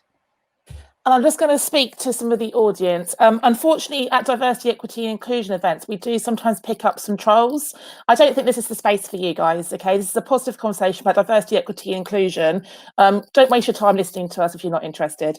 So thank you very much to panel 2. Absolutely amazing contributions. It's really making me think about my own degree. I did a BA Honours in Post-Colonial Literature, and I think we quite often study books in translation, and I think there's something there to think about as well, about how voices are lost in translation when we translate books. So go and get yourselves a cup of tea, go and have a toilet break. Thank you, panel 2, and we'll be back for panel 3 shortly. Thank you. Good morning, everyone, and welcome back to part 3 of our Diverse Educators event. In part 1, we reflected on diverse children. In part 2, it was diverse curriculum. And now we're moving on to consider diverse staff. We are delighted to be joined by 5 brilliant speakers. We have Abena Akuffo-Kelly, who is Head of Computing and ICT. We have Javay Jeff Welter, an MFL teacher. We have Lily, is it Bande or Band? I'm not sure how to say your last name. Lily Bande, who is a PSHE lead teacher and a counsellor. And we have Yamina Bibi, who is an assistant head teacher. And our partner speaker for this section is the lovely Tasha Fletcher, who is an international teacher who is representing TGLO. So thank you for joining us to talk about diverse.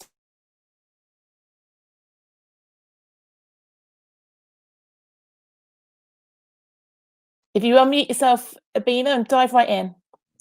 Okay, who am I? I'm a woman, that is quite evident. I'm a cisgendered woman. I am Black. These two immutable facts mean that many people have a predisposed opinion of who I am before I even open my mouth. These facts also mean that I have certain privileges and also limitations in the way that I can navigate the world. These facts impact on the spaces I'm allowed to cohabit, my experiences, my joys and my challenges. I'm British and grew up in a Ghanaian household, so I suppose you can say that my cultural identity is British with an African Ghanaian flavour. That's different from being British with a Nigerian, Jamaican, Eritrean, etc. flavour. We all come from the African diaspora, but we're all Black, but our experiences are more nuanced than that. I'm a mother, I'm a teacher. More specifically, I'm a teacher of computer science. In traditional categorizations of class, some might say that makes me middle class. I'm a feminist. So again, who am I? I'm a Black, cisgendered, Ghanaian, British woman, a mother, a teacher of computer science, part of the middle classes, question mark there, a feminist. Is that it? Is that who I am in a nutshell? No, there is more. There are many implicit hidden aspects of my character. You wouldn't immediately deduce that I currently have an extremely unhealthy obsession with watching Channel 4's Extreme Cakes on Netflix, and that I dedicated last night to watching the longer-awaited 3rd season of Star Trek Discovery. These multiple identities are not discrete. They are not in isolation. They overlap like a Venn diagram with multiple circles, each of these circles representing a different facet of my lived experience. These circles bleed into each other.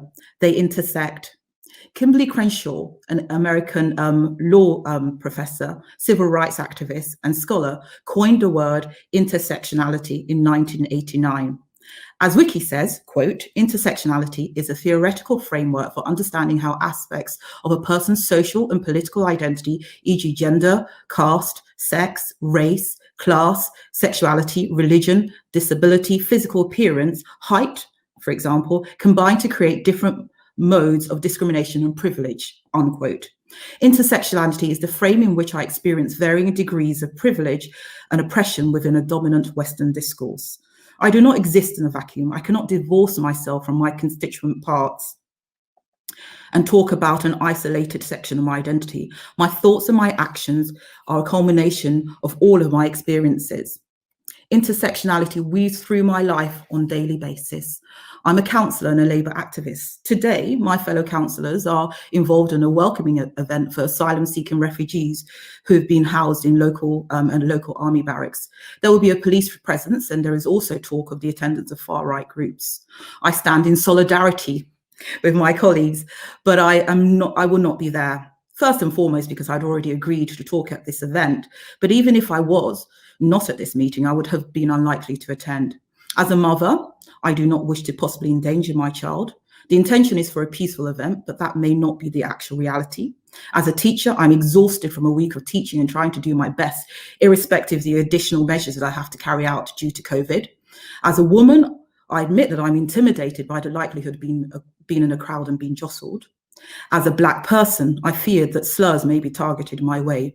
You see, my Labour colleagues are all white. They intersect in many other categories, but their whiteness means that although we will be standing there in solidarity, we will be in different spaces. I, as a Black person, will be the ultimate object of hate. And today I reserve the right to be cushioned by this event and by what I know is a community of like-minded, inclusive people. But intersectionality, equality, inclusiveness and diversity are not purely amorphous concepts. Diversity does have a positive impact. Some of the countries that have been praised for their handling of the pandemic have female premiers, such as New Zealand, Norway and Germany. In addition, some software companies or actively seek neurodiverse individuals as they think outside the box and therefore can come up with innovative ideas. Arguably, the evidence is anecdotal. There may be many other extenuating circumstances for their success, but there are many studies that show that our diverse staff do not just offer a wider spectrum of thought and experiences, but also have the advantage of increased productivity and profitability. A report by McKinsey and Company say that companies with more culturally and ethnically diverse executive teams were 33% more likely to see better than average profits. At board of director level, more ethically and culturally diverse companies were 43% more likely to see above average profits. Another study found that a 30% increase in the female representation in leadership led to 15% increase in profitability for a typical company. The consideration of intersectionality in the recruitment of staff is not just an act of redressing the balance, but it makes economic sense. Thank you for listening. Wow, Abena, that was a powerful opening. Thank you so much. I was so intent on listening, I actually forgot who was going to be after you. It's Javay. Thank you. Intersectionality. We'll come back to that in the questions, I'm sure. Over to you, Javay.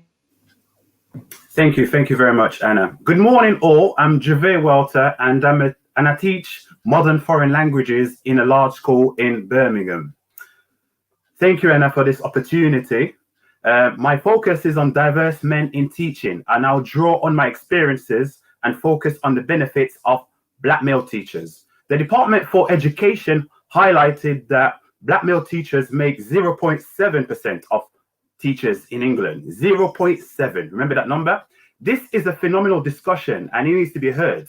All pupils can benefit from having Black teachers. Their impact can be felt for generations. I remember vividly my Black teachers. Mr. Brown, Mrs. Bartley, Mrs. Graham, and this had a powerful and positive impact on my life.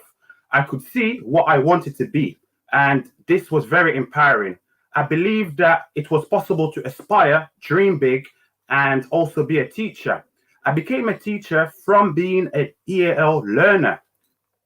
That is very important. I believe that many of the lessons that Black male teachers bring to the classroom go far beyond academic content and pedagogy. It can be life-changing. Black men can inspire all pupils, especially Black boys and Black girls. The unique lived experience can create a rich curriculum, which can contribute to pupil success in school, which cannot be graded or quantified easily. Schools need to pay attention to this. Schools need to understand that their presence cannot be graded and their influence is very important. As a teacher myself, I've got a very powerful influence on my pupils and an impact. And this challenged my pupils' stereotypes as well as prejudice or biases they may have towards me. And they also see Black males also in a positive light, which is very important. My wife, who is an assistant head, went through a whole schooling without having a Black teacher. And we are in the 21st century now. So we need to ask ourselves, are we preparing our pupils for the real world? Representation matters and is very important. Imagine the benefit of having more Black males in school, the social benefits, the academic benefits, and the economical benefits for society. But we need to ask ourselves, are we doing enough? Are schools inclusive?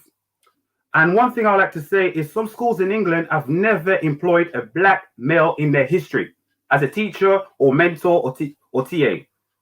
A solution could be that head teachers, CEOs, or even governors, what they could do, they need to ask themselves, are their schools diverse? Are they truly a reflection of the population or even the world? And are they recruiting quality Black male teachers? And why not? That is very important. I do not believe in tokenism, by the way. However, I believe in potential. I believe that black males got great potential and they need to be given opportunities. For example, they've had to overcome great odds to go to university, then teaching practice, and now they're working in the most challenging schools. So it shows they got great character and they can advise pupils on how to overcome social issues, especially. Importantly, our head teachers are identifying and recruiting as well as training black male teachers or females to be future leaders. Are they doing that? We need successional planning. We need successional leadership. If you're a leader right now, are you training any black males? You have to ask yourself that question. And why not? We need to ask these important questions. However, it's uncomfortable. I understand. And also, are schools doing enough to re-engage disaffected or disengaged pupils? Have they tried all avenues? Have they brought in black mentors or organization or black teachers? We need to ask these things. We are talking about decolonizing the curriculum at the present. However, I also believe we need a national initiative to recruit more black males, just like the government introduced a £40,000 bursary to recruit in the armed forces. We need to put a priority also on the most vulnerable groups. That is essential. Are the government doing enough to recruit black male teachers? We need to ask ourselves this. Martin Luther King highlighted a very important point. He mentioned that injustice anywhere is a threat to justice everywhere. So are you contributing to that injustice in your school? We need to ask this question. To conclude, the impact of black male teachers is immeasurable. It cannot be measured. Finally, aspire to make a difference. Everyone watching this, try and become a teacher or involved in education. Be the change you want to see, because no one else will do it for you. We need a collective approach. Thank you. Brilliant, thank you, Javay. There's lots of comments about you being the only male speaker today, and I just want to say we do actively try and recruit more men into this space, and our diverse ed events are female heavy. Every conversation I sit in around diversity is female heavy. Let's get more men involved in these conversations, please, and do let us know if you can recommend a great male speaker about diversity, equity and inclusion. Next speaker then, Lily, over to you, please. Thank you, Hannah. So I'm here to talk about challenging discrimination and inequality in our schools. And the question is why? Well, sometimes the situation may not seem right. It will be inappropriate. There are racial comments, racist comments, homophobic comments playing just in front of you. And the problem is these racist bullies and homophobes, they're more likely to think their behavior is normal or acceptable if no one confronts it. So what we need to do is to ensure we challenge that. And how do we do that is the question. We need to be active bystanders. Today, I just want people to know that every time, wherever you are, you need to be clear of, okay, where am I? Be aware of your surroundings, what's happening, and be able to see that, okay, this is a problem. And then say, what do I do about it? So you need to be able to educate yourself. And when you educate yourself, you have a solution. So be part of the solution. And then act swiftly, challenge the problems. So 5 points, be an active bystander. So how do you educate yourself is the question. You need to know your rights. Equality Act of 2010, do you know it? You need to know that. You need to know the 9 protected characteristics of equality. You need to know your staff handbook, school policies and procedures. Does your school comply with the LGBT Action Plan of 2018? Does your school comply with the Disability Confident Committed? You need to know this. You need to equip yourself. The law is on your side. But if you don't know, you can't argue, you can't confront discrimination and inequality in your schools. It's time for change. Change is needed. Why is it needed? I'll read you something. The NASUW2 and the Runnymede Trust produced an influential publication called Visible Minorities, Invisible Teachers in 2017. It's a very powerful piece to read. This research revealed both the overt and covert ways that BME teachers experience racism and discrimination in their everyday working lives. That is said, everyday working lives. The report highlighted how pervasive and persistent racism is within the British education system, affecting BME teachers' morale and long-term career aspirations. No wonder we only have 1% of head teachers who are Black. It says a lot. So it's time for change. What we need to do, we need to ensure that we are joining all the EDI initiatives that are happening. If it's not there in your school, well, you propose it. We need to work in our groups, have professional partnerships. We need to ensure that we are challenging inequality. If the policies are not fit for purpose, you need to tell HR. They will look into it, but well, if it's something to do with law, they might need to get hold of their lawyers. But you really need to be in the know-how. Family policies, look at them. They can have maternity and paternity leave, something very important for women of probably getting to a certain age, menopause. Do you have a menopause policy in your school? We need to look into that. You need to join the teachers' union. You need to have a trail of evidence. If you think you're not being treated fairly, there's discrimination, have a trail of evidence. You need a diary. Log on everything. If you have an informal meeting, so-called informal meeting, follow it up with an email. Protect yourself. Know your grievance procedures, the report system. We need to be allies. We need to stand for those who are not having it fair, who are discriminated against. Representation matters. We need to have diverse. Lily, can I stop you there, darling? Thank you so much. Could you just sum up your last sentence for me? Yeah, diversity. We need diverse voices at each level. That's my last sentence. Thank you very much. Thank you so much, Lee. Thank you for those practical steps and about empowering ourselves by actually knowing the policies and the law. And quite a few people in the comments are asking for the links to some of those reports. So if you give them to me, I can send them out to everybody following the event. So thank you so much. That leads us on nicely to Yamina. Yamina, please unmute yourself and dive in. Morning, everyone. So whenever I go out, I think about my outfit, which colour scarf is going to suit the outfit, the perfect handbag that will enhance that outfit, of course. The handbag might be large or small, it might have many compartments, or it just might have the one for my phone and purse, of course. My handbags change according to whatever it is that I've decided to put on that day to suit that occasion. Sometimes it feels like some organisations treat diversity and inclusion like it's a handbag, picking and choosing the one that enhances their outfit for that occasion.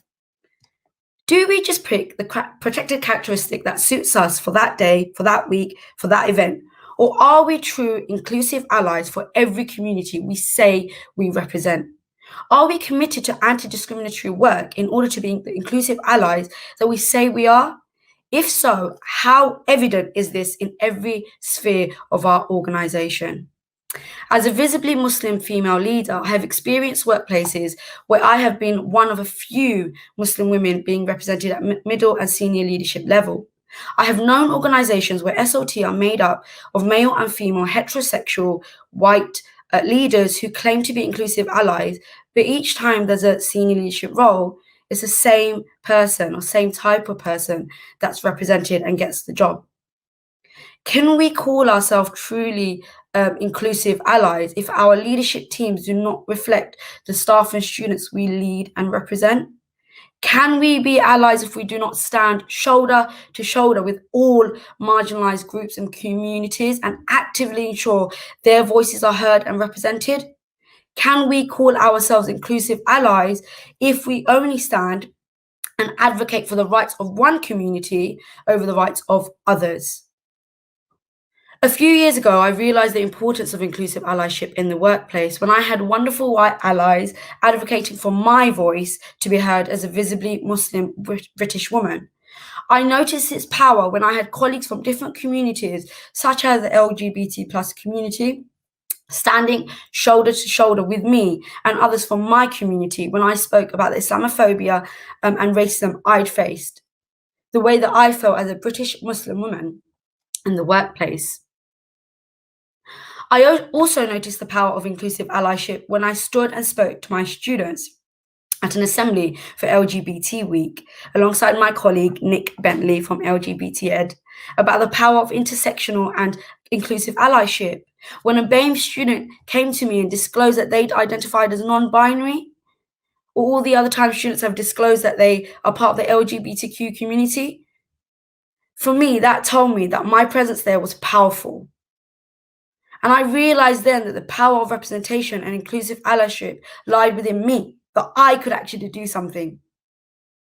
We cannot underestimate the power of representation and the power of being allies, because in doing so, our staff and students are taught who they are matters, that they can bring their authentic selves to school and work, and that there is someone there who will recognize and advocate for them, regardless of whether they are from the same community or not. I am very aware that my current workplace, Forest Gate Community School, where my head teacher is a visibly Muslim woman, where the majority of our SLT is made up of BAME leaders, LGBTQ+ leaders and mothers, is different, but it shouldn't be. It should be usualized. It should be the norm if we say we are dedicated to diversity and inclusion. As a result of the diversity of my school, I'm no longer afraid to show up as my authentic self, because I know I've got allies who support and advocate for me, for my voice, in the same way that I look too enthusiastic about this, but in the same way that I look to positively promote others from diverse backgrounds as a leader to ensure that diversity, inclusion and representation are not just words on our school wall or our school development plan, but they are lived by each and every single one of us. Yes, we've got work to do. Of course we do. But it shouldn't be different.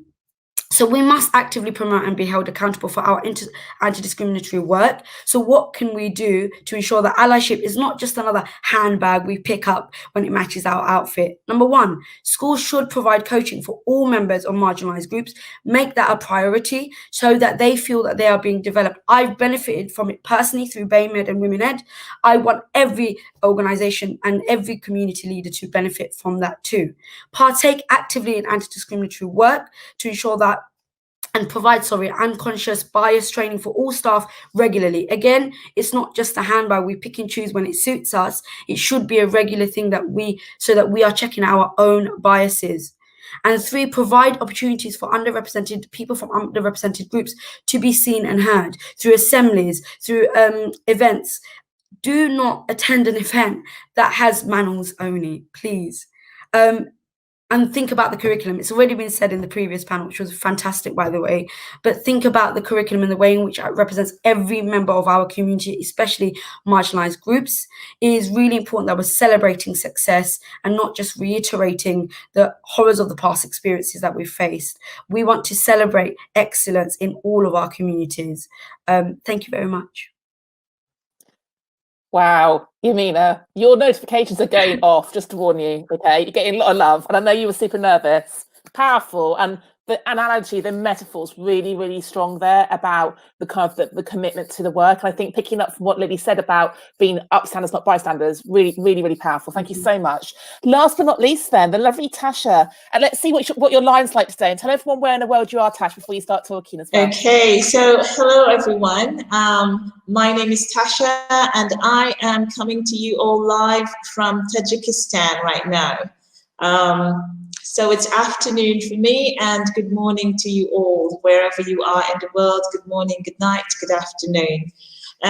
So today I'm here to talk about finding your voice, and I think it's quite fitting as well, seeing that I'm in Tajikistan and we're talking about diversity and cultural inclusion. As I sit here, I'm reminded of this intercultural understanding by looking directly in front of me of our school ethos. And it says that DIS encourages its community to quest, discover, and embrace the similarities and differences between cultures and nationalities to promote meaningful and lasting understanding and respect. And for me, that says a lot about who I am and where I want to be as a person, where I want to work.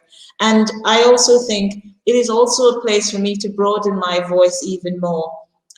When I was asked to do this by Tiaglo, who is my sponsor here today, I was first a bit nervous on talking about finding my voice, because although I'm naturally loud, it's not something that I would do very often. Of course, I do stand for my own rights, and I stand up against injustices and unethical practices in the workforce. This year in Poland, at the end of the school year, I was involved in a very dramatic leave from work, which had me stepping down because of unethical work practices. But being my father's daughter, I am a strong woman, and I will continue to stand like that. Which leads me on to why I am here and talking about finding your voice. And it's all because of the lovely Hannah. I know I couldn't have done it without her. I attended one of Hannah's I Am Remarkable workshop, and it was from then on I knew that I should stand proud of my achievements, stand proud of who I am, and not let what has happened to me because of other people's opinion stop me from moving forward as a Black educator, as a mother, as a woman leader, and also as an international teacher. I've always been an international teacher for the past 11 years now, 18 years in education, and all of them has always been in very not so popular countries, I might say. Being here in Tajikistan is testimony of that. But I would like to, the message that I would like to send out to other women, male as well, to people of diversity out there, and people who are welcoming inclusion and diverse education in their schools and in their communities, that we cannot just sit down and wait for things to happen. We actually have to stand up now. There is no better time than now for us to do what we are supposed to do. Because if we don't start now, we will always be going backward, 1 step forward, 5 steps back.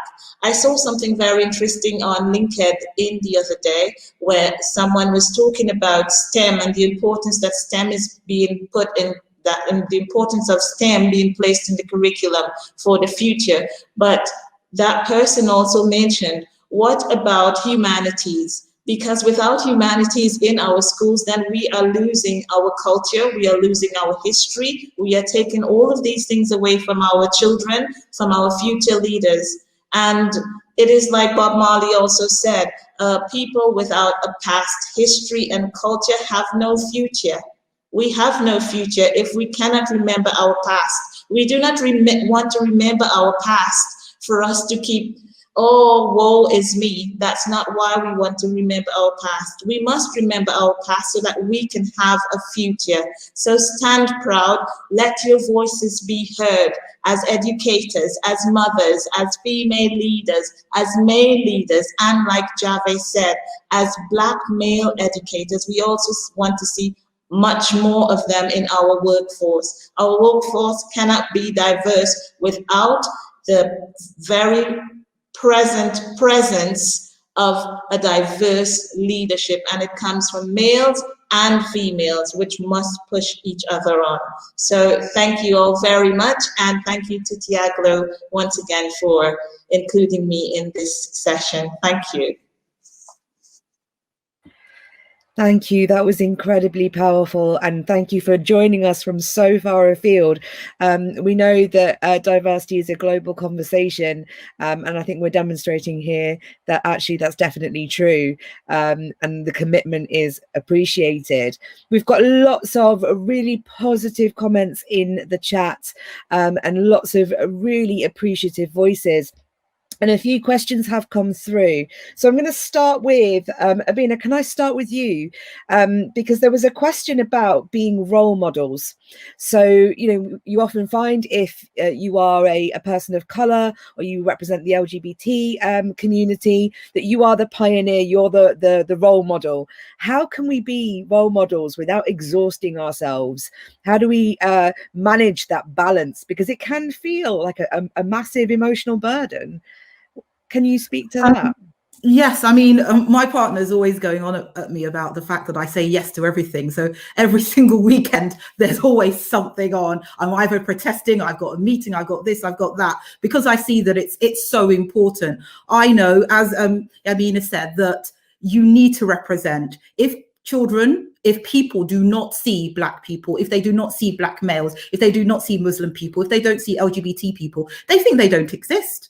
They really think they don't exist. And the children specifically will think, oh, so the only thing that I can aspire to is to be a cleaner. The only thing I can aspire to is to do what, you know, Black people are supposed to do, which is to be in sport or to be in music.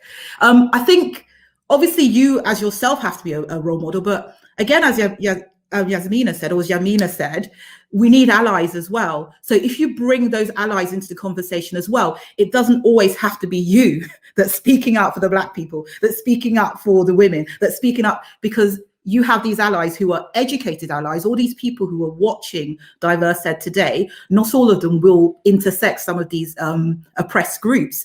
They can be our allies. They can be our voices as well, because it is tiring. It is very tiring having to speak, having to be that monolith for Black people, or the monolith for women. Absolutely, and certainly, you know, when you have that intersectional identity, you can often feel yourself juggling quite a few of those battles. And on that note, actually, Javay, if I could come to you for a moment, you know, we talk about the absence of Black men in education, in particular early years. Can you add anything to this conversation about being the pioneer, where we can get support if you are in that minority group leading the charge, if you like? Brilliant question. There's a lot of ways in which we can help. I will say, firstly, we need to look at the staff that we've got. I know that schools are doing what is easy, but we have to do what is right as well for our pupils. If we really care about humanity and society, I believe we need to also headhunt. So look for applicants who have the right characteristics or who got the potential to be a future leader. And I believe that there's a lot of future leaders out there. However, the schools are not necessarily looking for them, if you know what I'm saying. They're looking for someone in their image. So I believe we also need to look at the potential of diversity. How could it add to your school? The benefits. Think about it. Some of the knowledge I've got, I know that some other staff may not have it. So we need to also be aware of the culture, but also we need to teacher training. We need to have more graduates. We need more people to graduate from, obviously, Black males to graduate from universities. And then we need teacher training to give them opportunities. Because if I tell you my struggles, how many teaching applications I had to do to get into teaching university, it's several. I can't really talk about it, but you've got to apply over, let's say, 30 times to get onto a teaching course or a school, and you're not getting no feedback, and they keep saying no, and they keep saying you're not experienced. There's a lot of barriers out there just to become a teacher. For us to become teachers, the barriers are so huge. I could write a book about it. Ask anyone. So just to get into teaching is very hard, and we need that support from allies, and also we need that for our pupils, because if our pupils are not getting those GCSEs and then they're graduating, how are they going to get into teaching? It's so tough, and the diversity reflects it. 97% of males are white males. That shows you that how hard it is to get into teaching for a Black male. Yeah, thank you. Absolutely. And that pipeline is incredibly important. We need to think about it on a much broader scale than just about kind of at the end where there's teachers trying to represent whole groups of people. And we talked a little bit about in that the kind of the onus on recruiters to try to make sure that their staff bodies are diverse. And Lily, I wonder if I could come to you here. You mentioned governors. What role do governors play in this? How can governors contribute to creating that diverse workforce? What responsibilities do they have? Thank you. I think governors actually, the face of the governors itself should be diverse. The problem is you would have governors, a board of governors where it's not diverse. So if you don't have a diverse group of governors, how are you going to ensure that there is diversity is being challenged? That students are just not being excluded without looking into why we have a pattern of certain pupils from certain groups of our communities being excluded.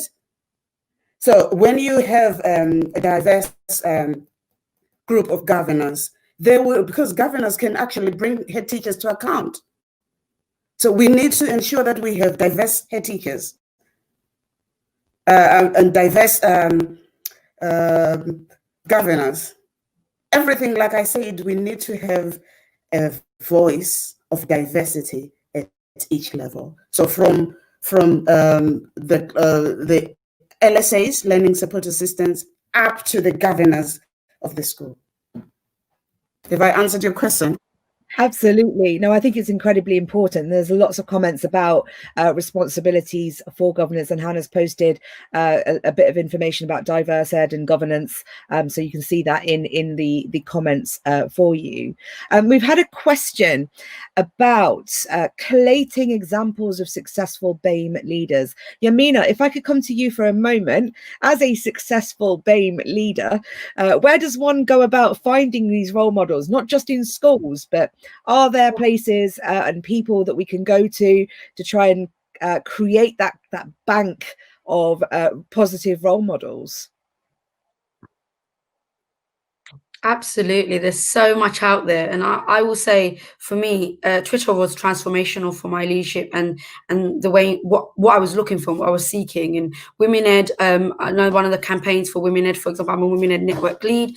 We've got a campaign of ensuring there's representation of BAME colleagues and BAME women specifically, but also BAME Ed. So they've got a list of speakers. You can go on their website and there's a list of phenomenal speakers. I mean, I'm one of them. I'm not one of those phenomenal ones, but there's lots of other phenomenal speakers out there who you can get coached from. And BAME Ed actually provide free coaching. So I've just recommended, funny enough, this morning I just recommended a BAME Ed coach to one of the colleagues who asked me. But Women Ed also provide coaching. There's so much out there, so many of us out there. I think because we can't see it, we think they're not there. And actual fact, if you come to my school, for example, we're everywhere. Diversity does exist. It's about providing opportunities for those colleagues. And for me, it's about sponsoring. So how are we sponsoring, for example, Black female staff and Black male staff to be able to have positions in leadership? Are we providing, the pathways and the opportunities? Are we taking them along and saying, here's what, SLT groups look like? What are we doing to provide those opportunities for our colleagues and for marginalized groups? Who aren't represented in our leadership, because leadership is where it starts. We've got to be strategic. If we want it has to be at every level. I don't know if I've answered your question. No, you absolutely have, and certainly those recommendations are incredibly important. Again, the links are in the comments. The BAME Ed Speakers Directory is a really invaluable resource. So if you are struggling to find people who can come into schools or can train staff, you've got a resource there. I want to pick up the point about coaching, because I think coaching is an integral part of creating leaders. And I wonder if, Tasha, here you could speak to us about this, because you said you had difficult circumstances and you left a place due to unethical practices, and I don't need you to go into the details. But what role could coaching have played? And is that it's something important when we think about representation and growing diverse leaders and diverse staff members?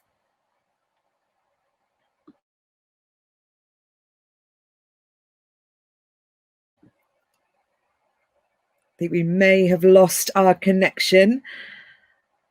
to Tasha. I'm going to throw this open to the floor until we get her back. Just raise your hand if you think that you can speak to that. So I was talking about coaching. Okay, Javay, do you want to go for it? And if we've got time, we'll go to you, Lily. Thank you. Coaching is paramount. Coaching obviously enables you to get to the next level. Evolution.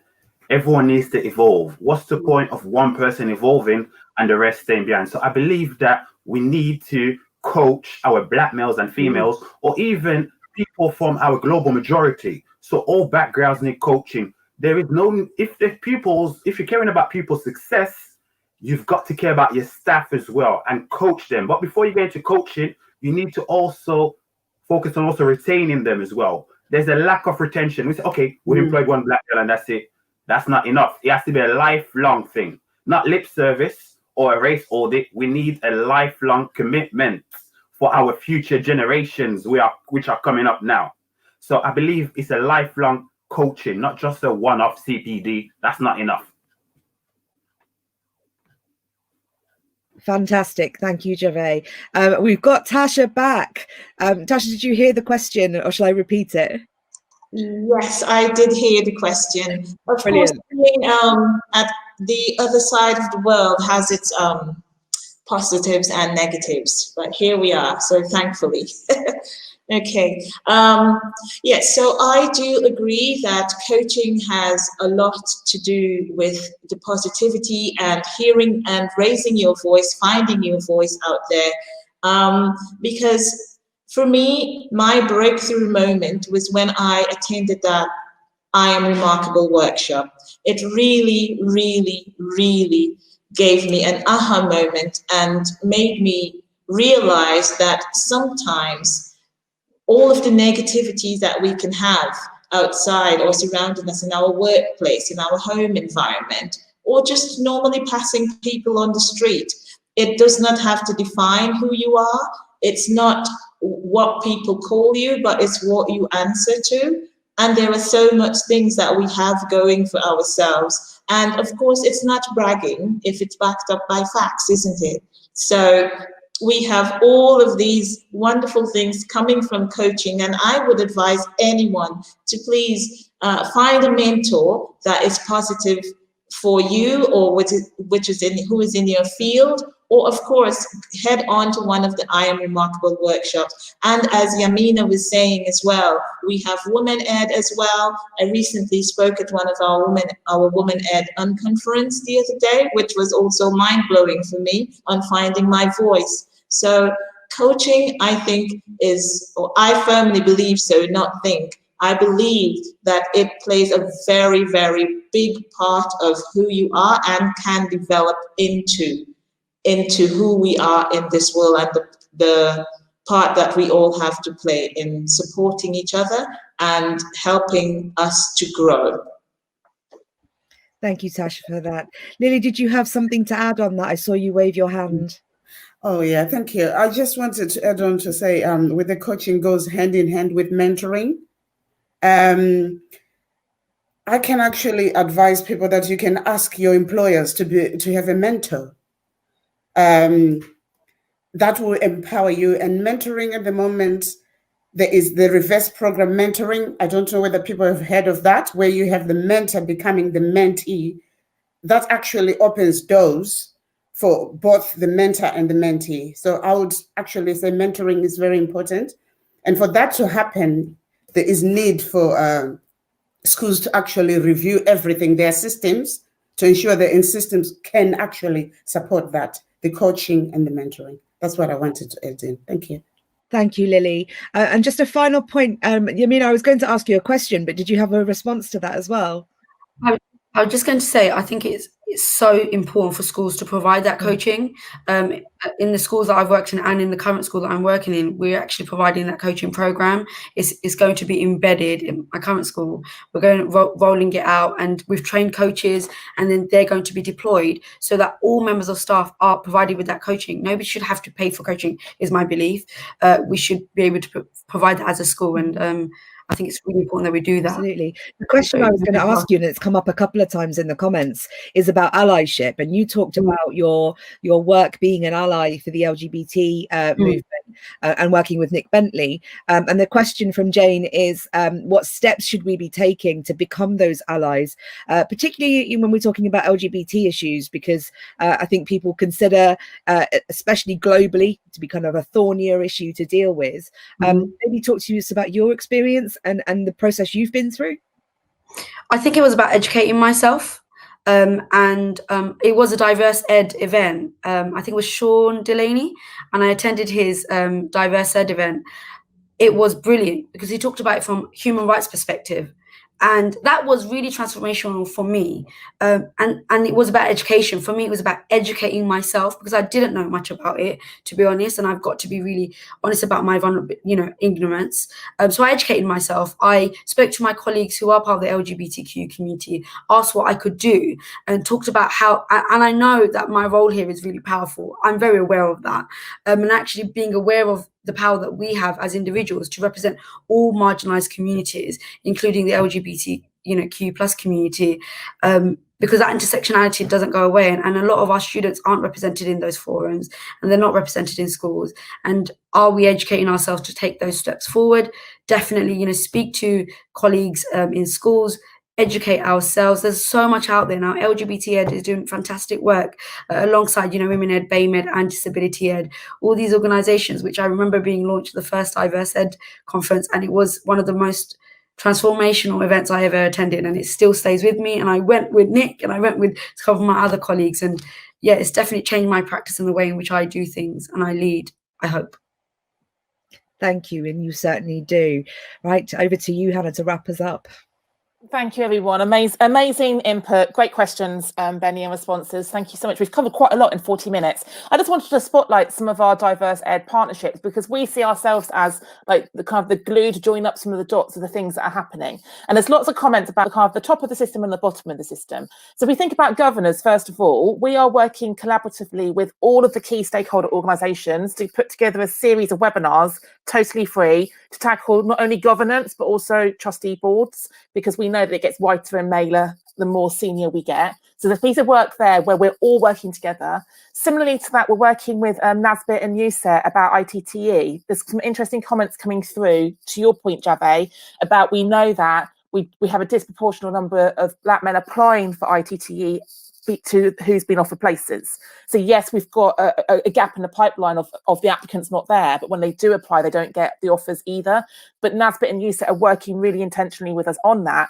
And read the questions about coaching and mentoring. So the DFE did put some money into the system. There were the equalities grants. There was the free coaching pledge. A lot of that work's now on pause due to the funding cuts. But Collective Ed, who are one of the centres from Leeds Beckett University for coaching and mentoring, they are filling that space. So if you're interested in networking with coaches and mentors in particular, I've popped the link into the chat. Please check out Collective Ed. And Benny and I are doing a webinar with them, I think it's now in January, thinking about diversifying coaching and mentoring spaces. So just lots of dots being joined up there. So fantastic. Thank you very much, panel 3. Let's go to a break.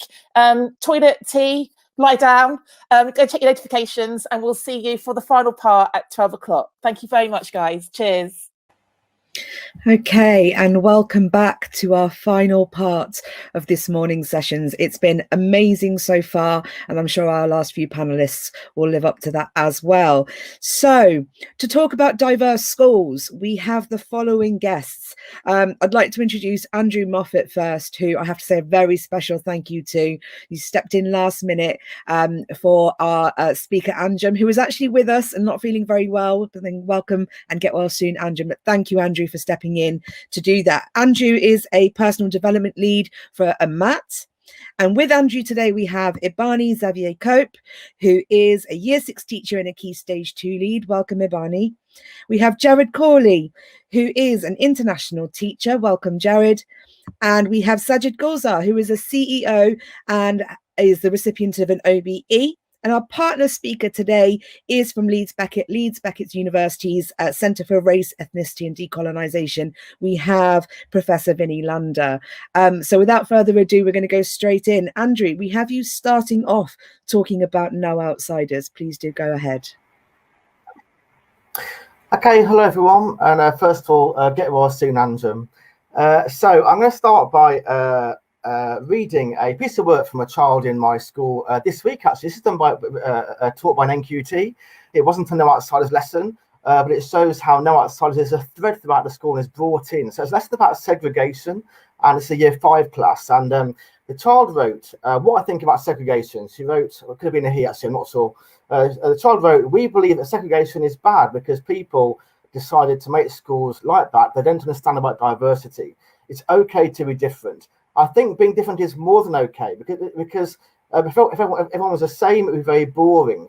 Everyone did the same thing at the same time. If someone is gay, bisexual, or lesbian, it's okay because you're not them, and their opinion it's your opinion, not theirs. If you have a disability and someone says something bad, just ignore them." And it says schools should be segregation in schools should be banned because it's okay to be black, white, or mixed race, gay, bisexual, lesbian, male, female. At our school, we believe that there are no outsiders. Now, what I like about that in particular, first of all, I like it as an NQT taught that lesson. She literally skipped up to me on Wednesday to say, "Look at what this child wrote." I was so proud of her. You know, 6 weeks teaching and a class of coming out with things like that. But also what I like about that is that it mentions lots of protected characteristics. It mentions race, it mentions disability, sexuality, and that's how we need to be teaching this in our schools. You know, not single issue work, but talking about the quality and context of everyone being equal and everyone being welcome in our schools. And so very, very quickly, I'm going to show you my current favourite book. I taught this in Year 6 this week. It's called, I'm going to get here, it's called A Day in the Life of Marlon Bando. Actually written by a rabbit. It's written by Mike Pence's rabbit, actually. Just very, very quickly, I'll tell you the story. It's about Marlon, who lives in the VP's house. And he meets Wesley, another rabbit. And I'm trying to get you so you can all see it. There we go. And they fall in love. It's not a boy rabbit. They fall in love. They decide to get married, and all animals are very, very happy about that, and they all cheer. But then the stink bug comes along, and he says, "You can't get married." And it says, "Let me tell you about the stink bug. The stink bug is in charge. He's important. The animals can't work out why he's in charge or how he's important, but he was important, and he makes the rules. He makes that everyone listens to him, even though he was, and this is true, very stinky." Now the rabbits say that we want to get married, and the stink bug says, "Too bad. I am the stinkiest and I am important. I am in charge. Boy bunnies marry girl bunnies. Girl bunnies marry boy bunnies. That is the way it has always been. You are different, and different is bad." So what do the animals do? Well, they talk about how they're different, and like the badger says, for example, "I eat my sandwiches crust first," and then they decided they should have a vote, and they should vote stink bug out. So they vote, you vote for a stink bug, or you can vote not stink bug, and stink bug gets voted out, and you are not in charge, they say, and so boy bunnies can marry boy bunnies if they want. I'm going to read you a quick piece of work from a Year 6 child on that, about democracy. How does democracy work was the inquiry question. And this child wrote, "Your reign is nearly over, Stinkbug. Rules are changing, and so is the animal that is in charge. We will vote. The two options are Stinkbug or no Stinkbug. Vote for no Stinkbug if you think difference is unique. The same gender should be able to marry in peace. Democracy is the solution." And that's written from the badger who eats the crust first on his sandwiches. So again, you know, this is what we need to be teaching our children in school: democracy, being involved. And let's not forget that we are under attack, aren't we? As diverse teachers, we are under attack at the moment. There's a dreadful letter going around schools at the moment from supporters of Baroness Nicholson of Winterbourne, who's trying to get schools to withdraw RSE and stop teaching about trans. There were awful protests in Birmingham last year about teaching LGBT equality in schools. And then what happened in Paris yesterday? Look what happened in Paris yesterday. A teacher was beheaded because of teaching about freedom of speech. You know, so we've got to be, you know, clear about why we're teaching this, supporting it, and have a very clear narrative moving forward. Thank you, Andrew. it's wonderful to see how you engage with books, and Hannah's mentioned this as well, and how books can be such powerful teaching tools to create those diverse thinkers. And you're right, we do need to think very clearly about how diversity is represented and the teacher's role in this in a very difficult political climate. So thank you for sharing that. I'm going to move on to Ebanie, who is going to talk to us about dealing with racism. Ebanie, over to you. Good afternoon, everyone. Thank you so much for having me here today. I wanted to talk to you about an experience that I encountered. So I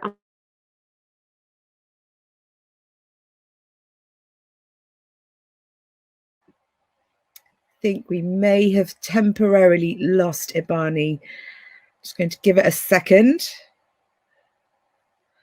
We may switch around the order just slightly until we get that technical issue fixed. So Jared, earlier than usual, but earlier than expected, but can you step in for us? Because you were going to talk to us about diverse schools, in particular about LGBTQ+. Yes, of course. Thank you for having me. Lovely to be here. And today what I want to talk about is the importance of feeling safe in your school as a teacher through an LGBTQ+ lens. So when I talk about feeling safe, what I mean is that in your working environment that you feel secure, you work in a trustworthy environment, you have this harmony between yourself and your identity, and that you're celebrated and not just tolerated, and that you have an opportunity to thrive personally and professionally. And when I talk about, well, what is it like to be unsafe at school? As a teacher, I feel like if it's unsafe, then you cannot be your authentic self. You're working in an environment that's full of uncertainty, anxiety, and there's a genuine fear of harassment and discrimination. And ultimately, when you work or you feel like you work in an unsafe environment, then your well-being will suffer. And ultimately, an unwell teacher is not productive, and nor is it safe. And as teachers, when we feel safe in our working environment, then we can provide the best education for our students. I just want to look at, from a global perspective, on LGBTQ+. There are 72 jurisdictions that criminalize consensual same-sex relationships, and there are 8 countries that have the death penalty for being a homosexual. And in more than half the world's workplace, LGBT people are not protected. And sadly, like Andrew, murders of transgender people, and especially people of color, transgender people, their murder rates are on the rise. So it's really essential that we feel safe as teachers and as students in our schools. And I just want to sort of talk about my experience as a gay teacher. And for the first 2 years of my career, when I was working in the UK, my NQT year and my second year, I really, I chose to hide my sexuality. And I saw my professional life and my personal life as 2 very separate entities. And I really battled with this, and it sort of threw me into a pit of anxiety and shame. And what I soon learned was that you have to bring your 100% to school and to your work in order to be effective. So if, for example, we look at the conversations in the staff room or in the corridors, how often have you heard, how was your weekend? How was your husband's job going? How's your girlfriend's cold? Congratulations on the engagement. Sir, do you have a girlfriend? And when I was trying to have these separate professional life and personal life, I soon realized that sexuality in the workplace is inescapable. So I decided to come out. I came out to myself, my friends and family, and then eventually professionally. And once I did that, I was being my authentic self. And as teachers, we want to be a good role model to our students and to our colleagues. And by choosing to be closeted and by choosing to not come out, what I was doing is I was perpetuating this image, this role model of shame. And I was saying to my colleagues and saying to the students that being gay is something to hide, and being gay is something to be ashamed of. And I suppose my sort of takeaway today is, what can schools do to ensure that it's a safe place for LGBT staff and LGBT students. And we're all in it together. We're all stakeholders here. It's not just the responsibility of a leadership team. So we can talk about policy and procedures, but I'm talking about just little quick fixes that we could do. So for example, if you're a teacher coming to that school for an interview and you identify as LGBT+, or you're a same-sex family, or a student who's questioning their sexuality, or who identifies as LGBTQ+, how do you know that this school is a safe place? And what I suggest is maybe teachers can wear LGBT lanyards, for example, just to show equality and support, fly the pride flag inside or outside your school, and have displays around your school that celebrate the diverse society in which we live. Also, two more things: inclusive language. The power of language is very, very important. It can exclude and include. Say good morning, everyone. Don't just say good morning, ladies and gentlemen, because you haven't included everybody. Challenge staff and challenge students who use language that diminish sensitivity, like man up, boys don't cry. And lastly, educate yourself. Ask your LGBT staff. Ask their voices, research LGBT voices, and there is a plethora of organizations that can support you in this. So yeah, that's it. Thanks very much. Thank you, Jared. That was really practical. I think lots of us, we're time poor in so many ways in schools, and those quick tips can really, really help. Thank you for stepping in as well. And we do have Ebanie back. So I'm going to go straight to you, Ebanie, to let you start your talk on dealing with racism, if that's okay. So my name's Ebanie. I have been teaching since September 2011.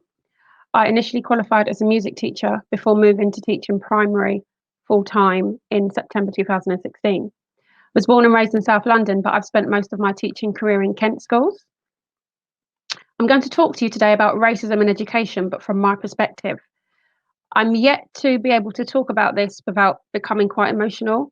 So I've got tissues. You're just going to have to bear with me, I'm afraid. So at a school I was in, I was put down to cover Year 11 ICT. And as I walked into the classroom, the children were getting on with their work, as you would expect, because they're Year 11. As the lesson progressed, I started hearing monkey noises, but I dismissed it. And then I heard it a few more times throughout the lesson, and I was like, no, I can't be hearing that. Surely, no. So at the end of the lesson, I went back to my classroom.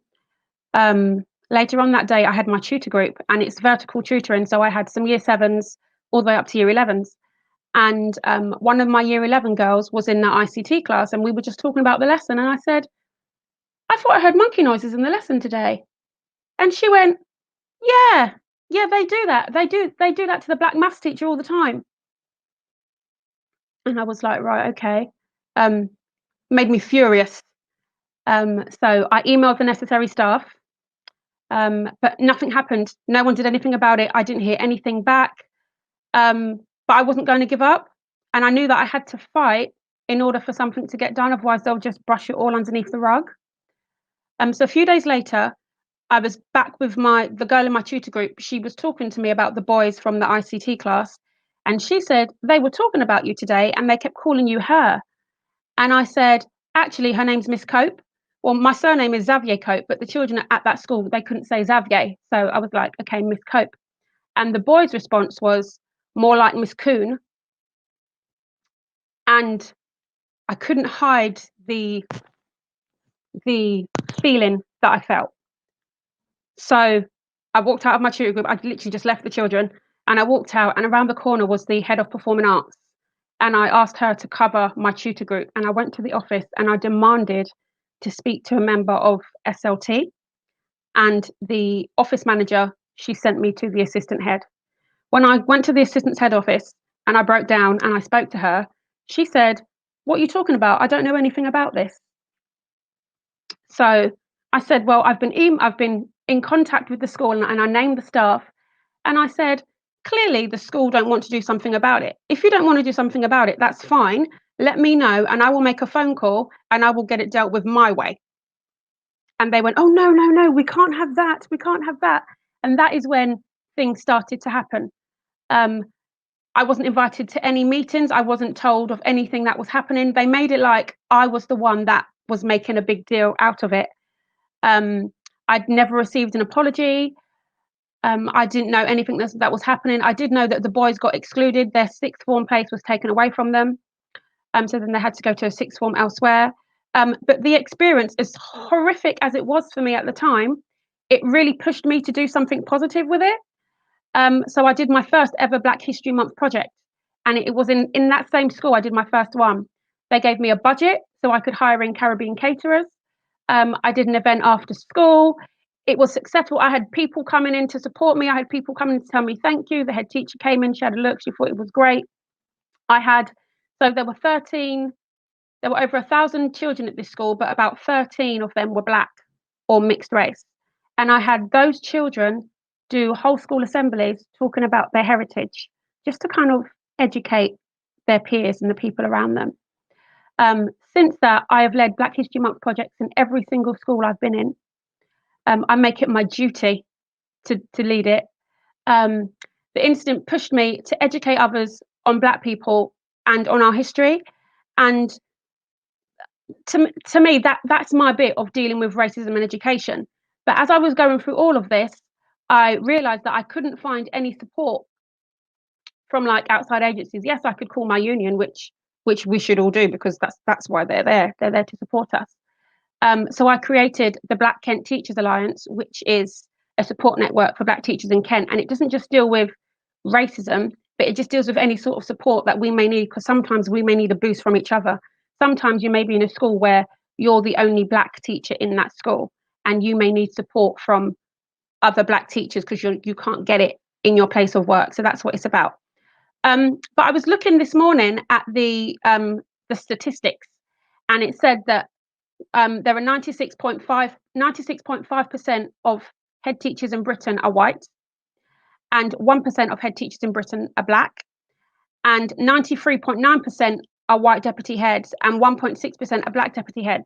So the big question is, yes, I'm talking about racism in education and my experience, but what can be done to combat it in schools? And I think it goes back to that same question where you cannot be who you cannot see. So I think children need to see more diversity at the top, because then I think that will trickle down, and then that will help stop what happens to me happening to other people. And that's me. Thank you.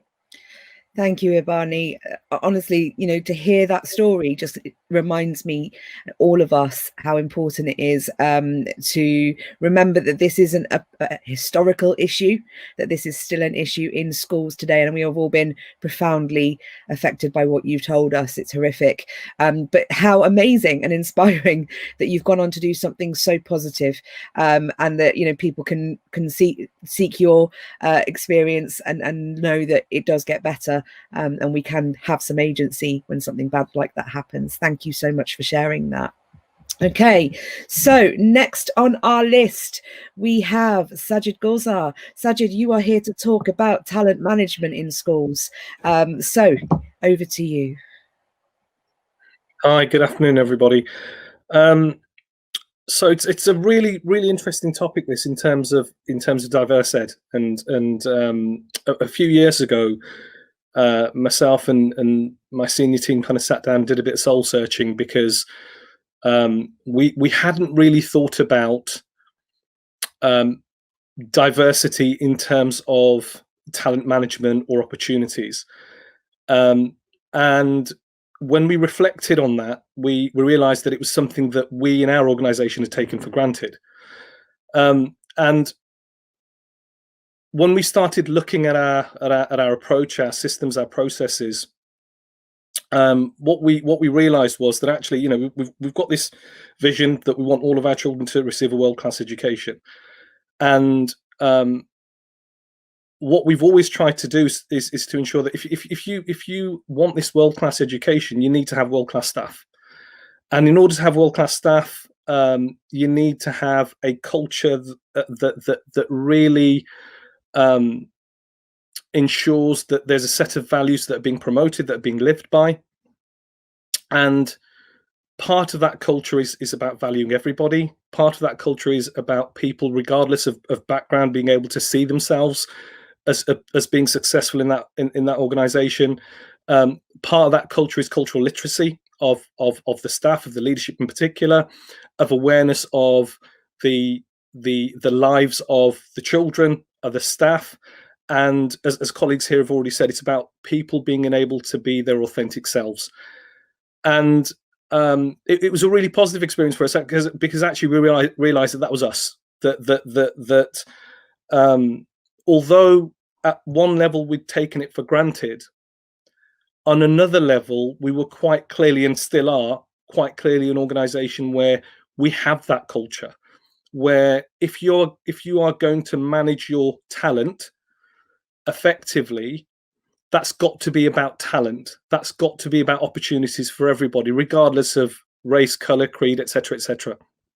And when I look around me, when I look at my senior team, when I look at those people who are really making their way in the organization, I can confidently say that we are that organization where there is an equality of opportunity. Actually, there's an equity of opportunity. And I'm reminded by a bit of recruitment we did a few years ago, probably about 6 years ago. We were recruiting for NQTs, and we had a huge amount of interest, really competitive field. And there was a young lady who came along, and it was a day-long process, and everything that she did, everybody that was involved from a recruitment point of view was absolutely blown away by her, absolutely blown away. And we received a phone call from her head. She was a student at a teaching practice, and we received a phone call from her head. Unusual in itself, you know. And the phone call was the head warning me not to give this young lady a job, that she really wasn't cut out for teaching. She'd had a poor experience, and just, you know, the head didn't know why she'd been, how she'd got onto the course, etc.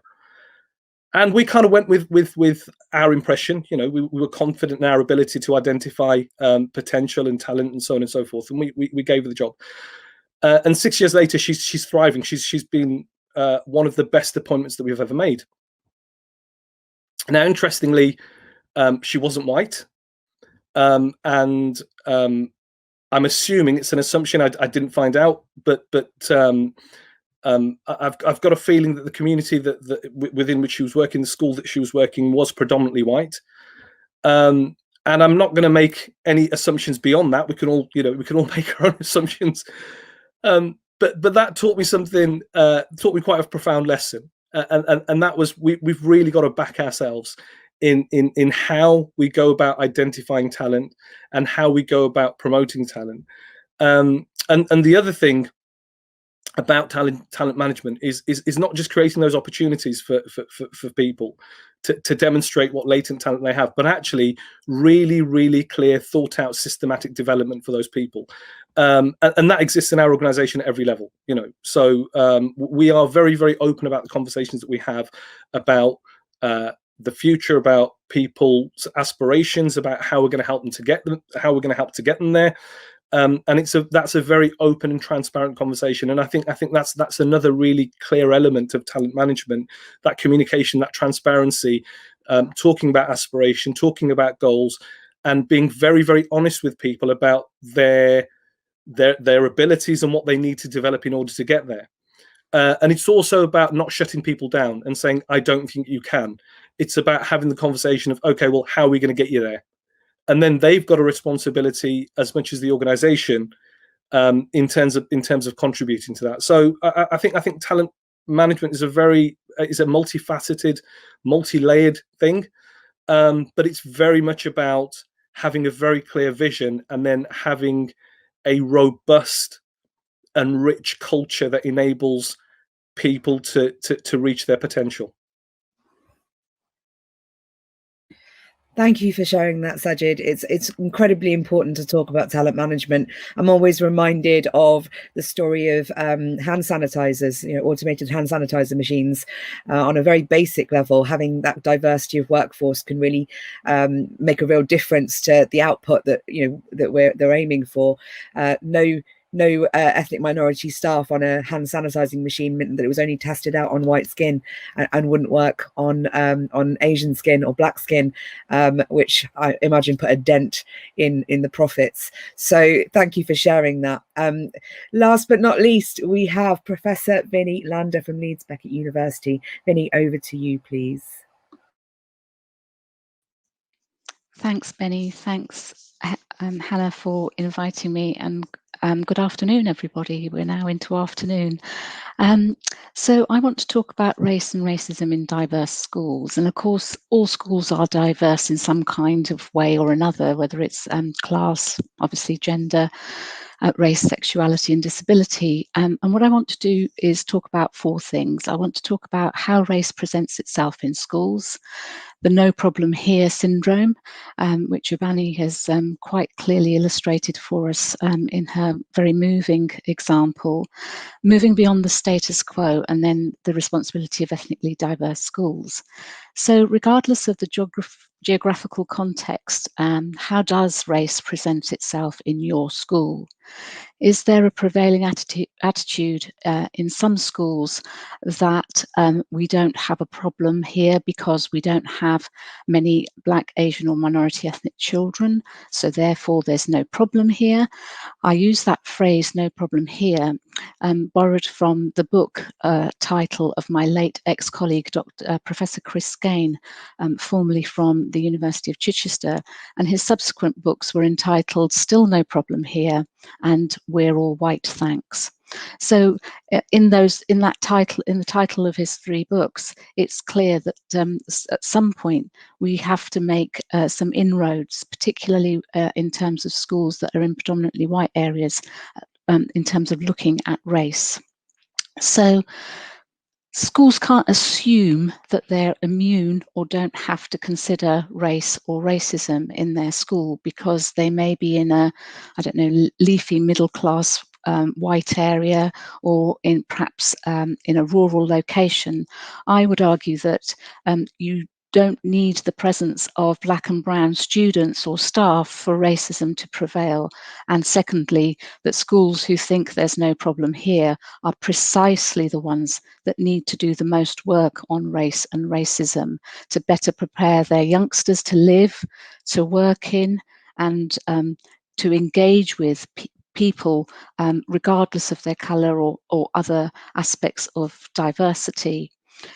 That no problem here syndrome may sound like a really sensible and logical position to take in some schools, and you know, particularly if your school's in a predominantly white area, because even if you have the one or two students from global majority backgrounds, I got told once by a head teacher that when I pointed out that there were some students of colour in his school, he said, well, they're very well integrated. In other words, that there's a colour-blind approach to these youngsters. Do these youngsters feel safe in this school? That's the question I would ask. They may or may not experience overt racism, but they may have to endure the injuries inflicted by racial microaggressions. Of course, these are subtle everyday acts and utterances of suppressed race hate that cause hurt and trauma, and regular exposure to racial microaggressions can cause harm to mental health just as much as overt acts of hate. You know, it's a bit like snow falling very lightly and the snow builds up and builds up, and then you have an avalanche, you have a mental health crisis with that youngster, and over time they may well develop symptoms akin to PTSD. I recently heard of a young Black girl in a predominantly white school whose peers ostracized her, who didn't talk to her, who were aggressive towards her. This young girl chose not to tell her parents. She did report it to teachers. Not a lot happened. She developed anorexia, her hair fell out, and it wasn't until she actually left the school that she actually told her parents exactly what had happened. So what I'd say in a similar way to what Ebanie was saying is your school safe for your students, especially for your students of colour. And racism is a health and safety issue. It is a safeguarding issue.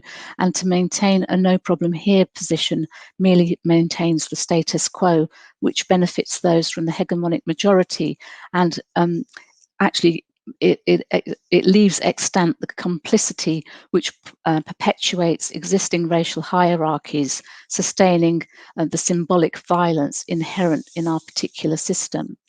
So how do we move beyond the status quo? Well, that requires courageous leadership. Post George Floyd and the BLM protests, race and racism has to matter to all educational leaders, because our youngsters are demanding that their teachers are conversant in and cognizant of all matters related to race. So why don't some teachers know how to engage in matters related to race, whether that's diversifying the curriculum, or whether that's dealing with youngsters' questions or misunderstandings, or indeed developing an anti-racist curriculum?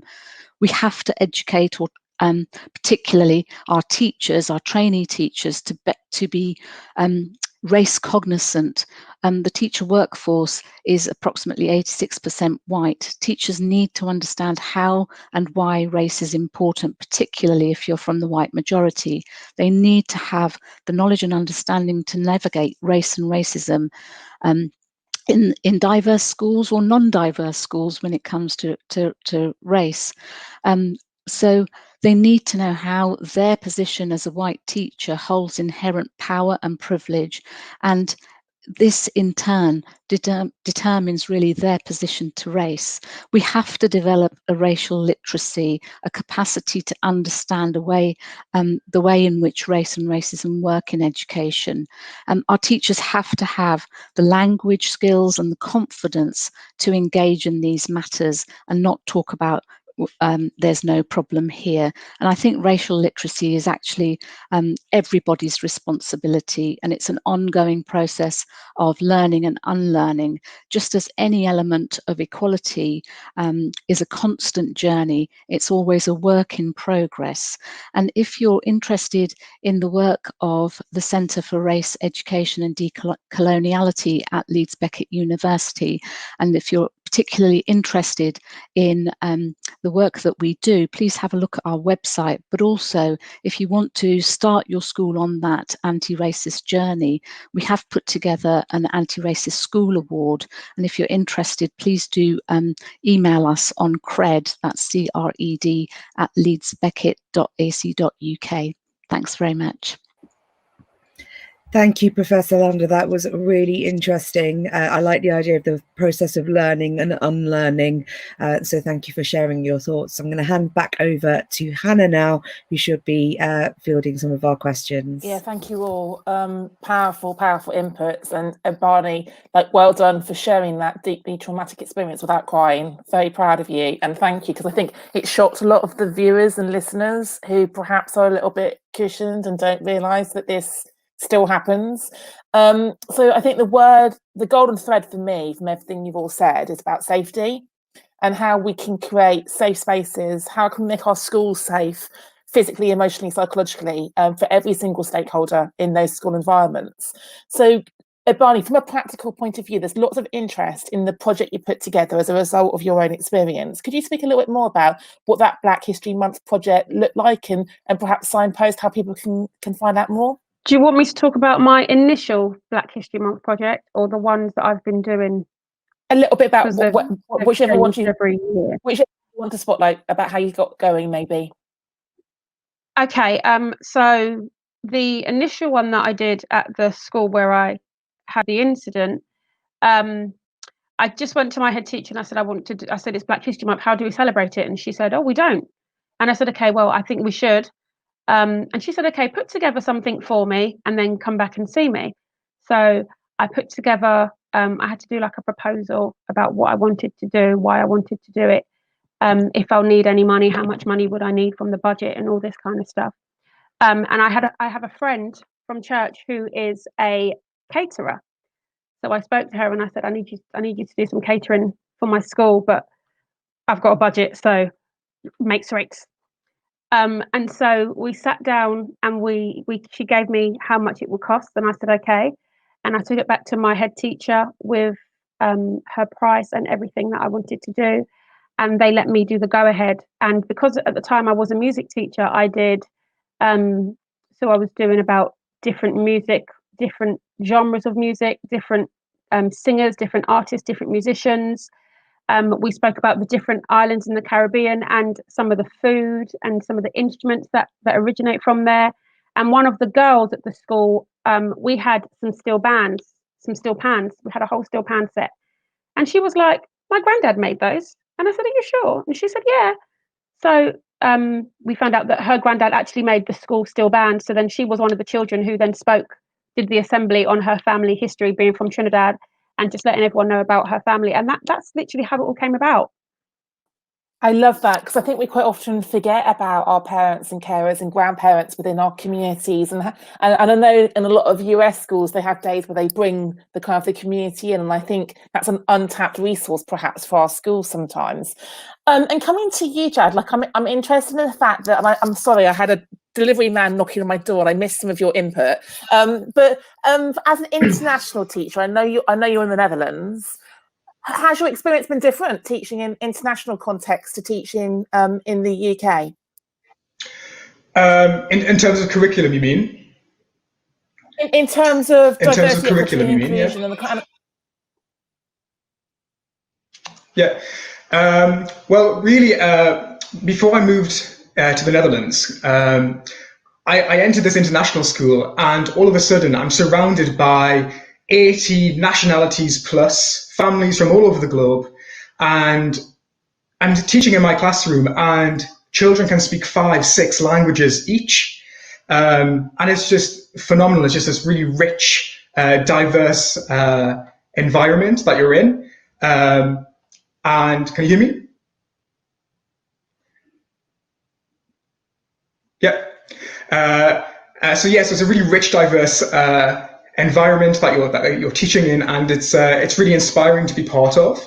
But for me, as a teacher, and what I was talking about previously in my speech was, yes, it's all diverse and rich in terms of ethnic diversity and languages, but I wasn't really seeing an LGBT diversity across the school. And now we have a diversity committee, and it sort of offers people from all sort of protected characteristics to have a voice within the school, and that's evolving as the academic year continues. So yeah, I think that was it.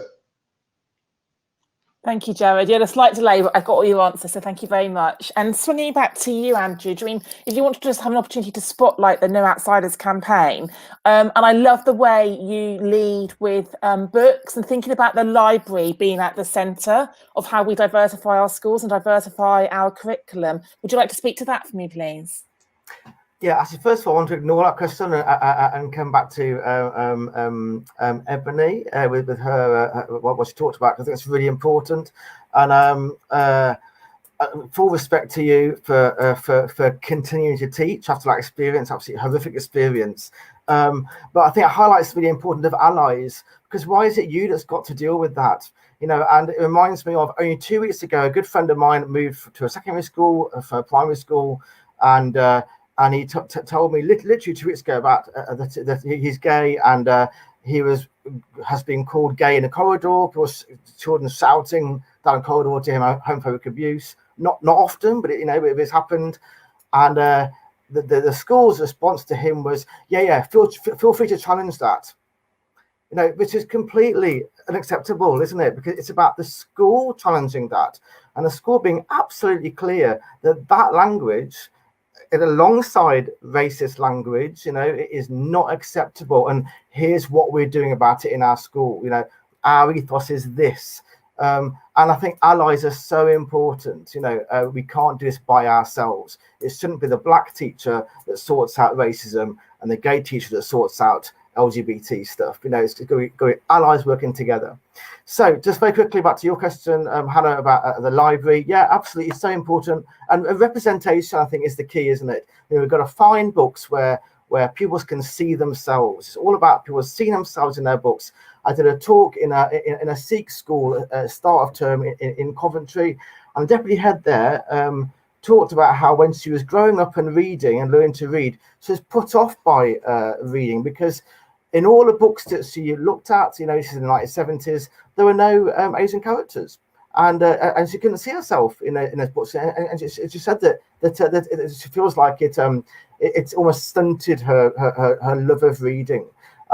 Another teacher in that group talked about his family used to watch EastEnders, and he used to cheer whenever so often there was like a Sikh character who never had a line, but he'd walk past the back of the camera in the shop, and he said they used to cheer when this character used to walk past across the screen in EastEnders, about seeing yourself in the lessons that you're teaching and the books that you're using. So it's all about finding books where children are represented. Thank you, Andrew. Andrew, and coming to you, Sajid, one of the questions from the audience was about how can we improve the experience of our BAME students at school to then encourage them to return to be the teachers in the workforce. And I think that's a really interesting thing to think about there, that if they're having negative experiences at school, why do they want to become teachers? And any thoughts on that?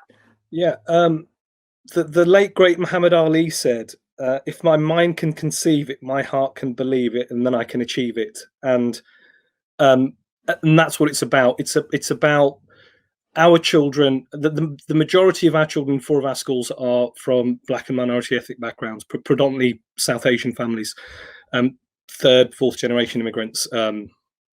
And you know, somebody else, and I forget the reference for this. Somebody said, in order to be great people, you need to know that you were great people. So you've got to see yourself in those positions, and that's where representation is really important. You know, it is seeing yourself in a book. It is seeing yourself having achieved something. It is seeing scientists that look like you.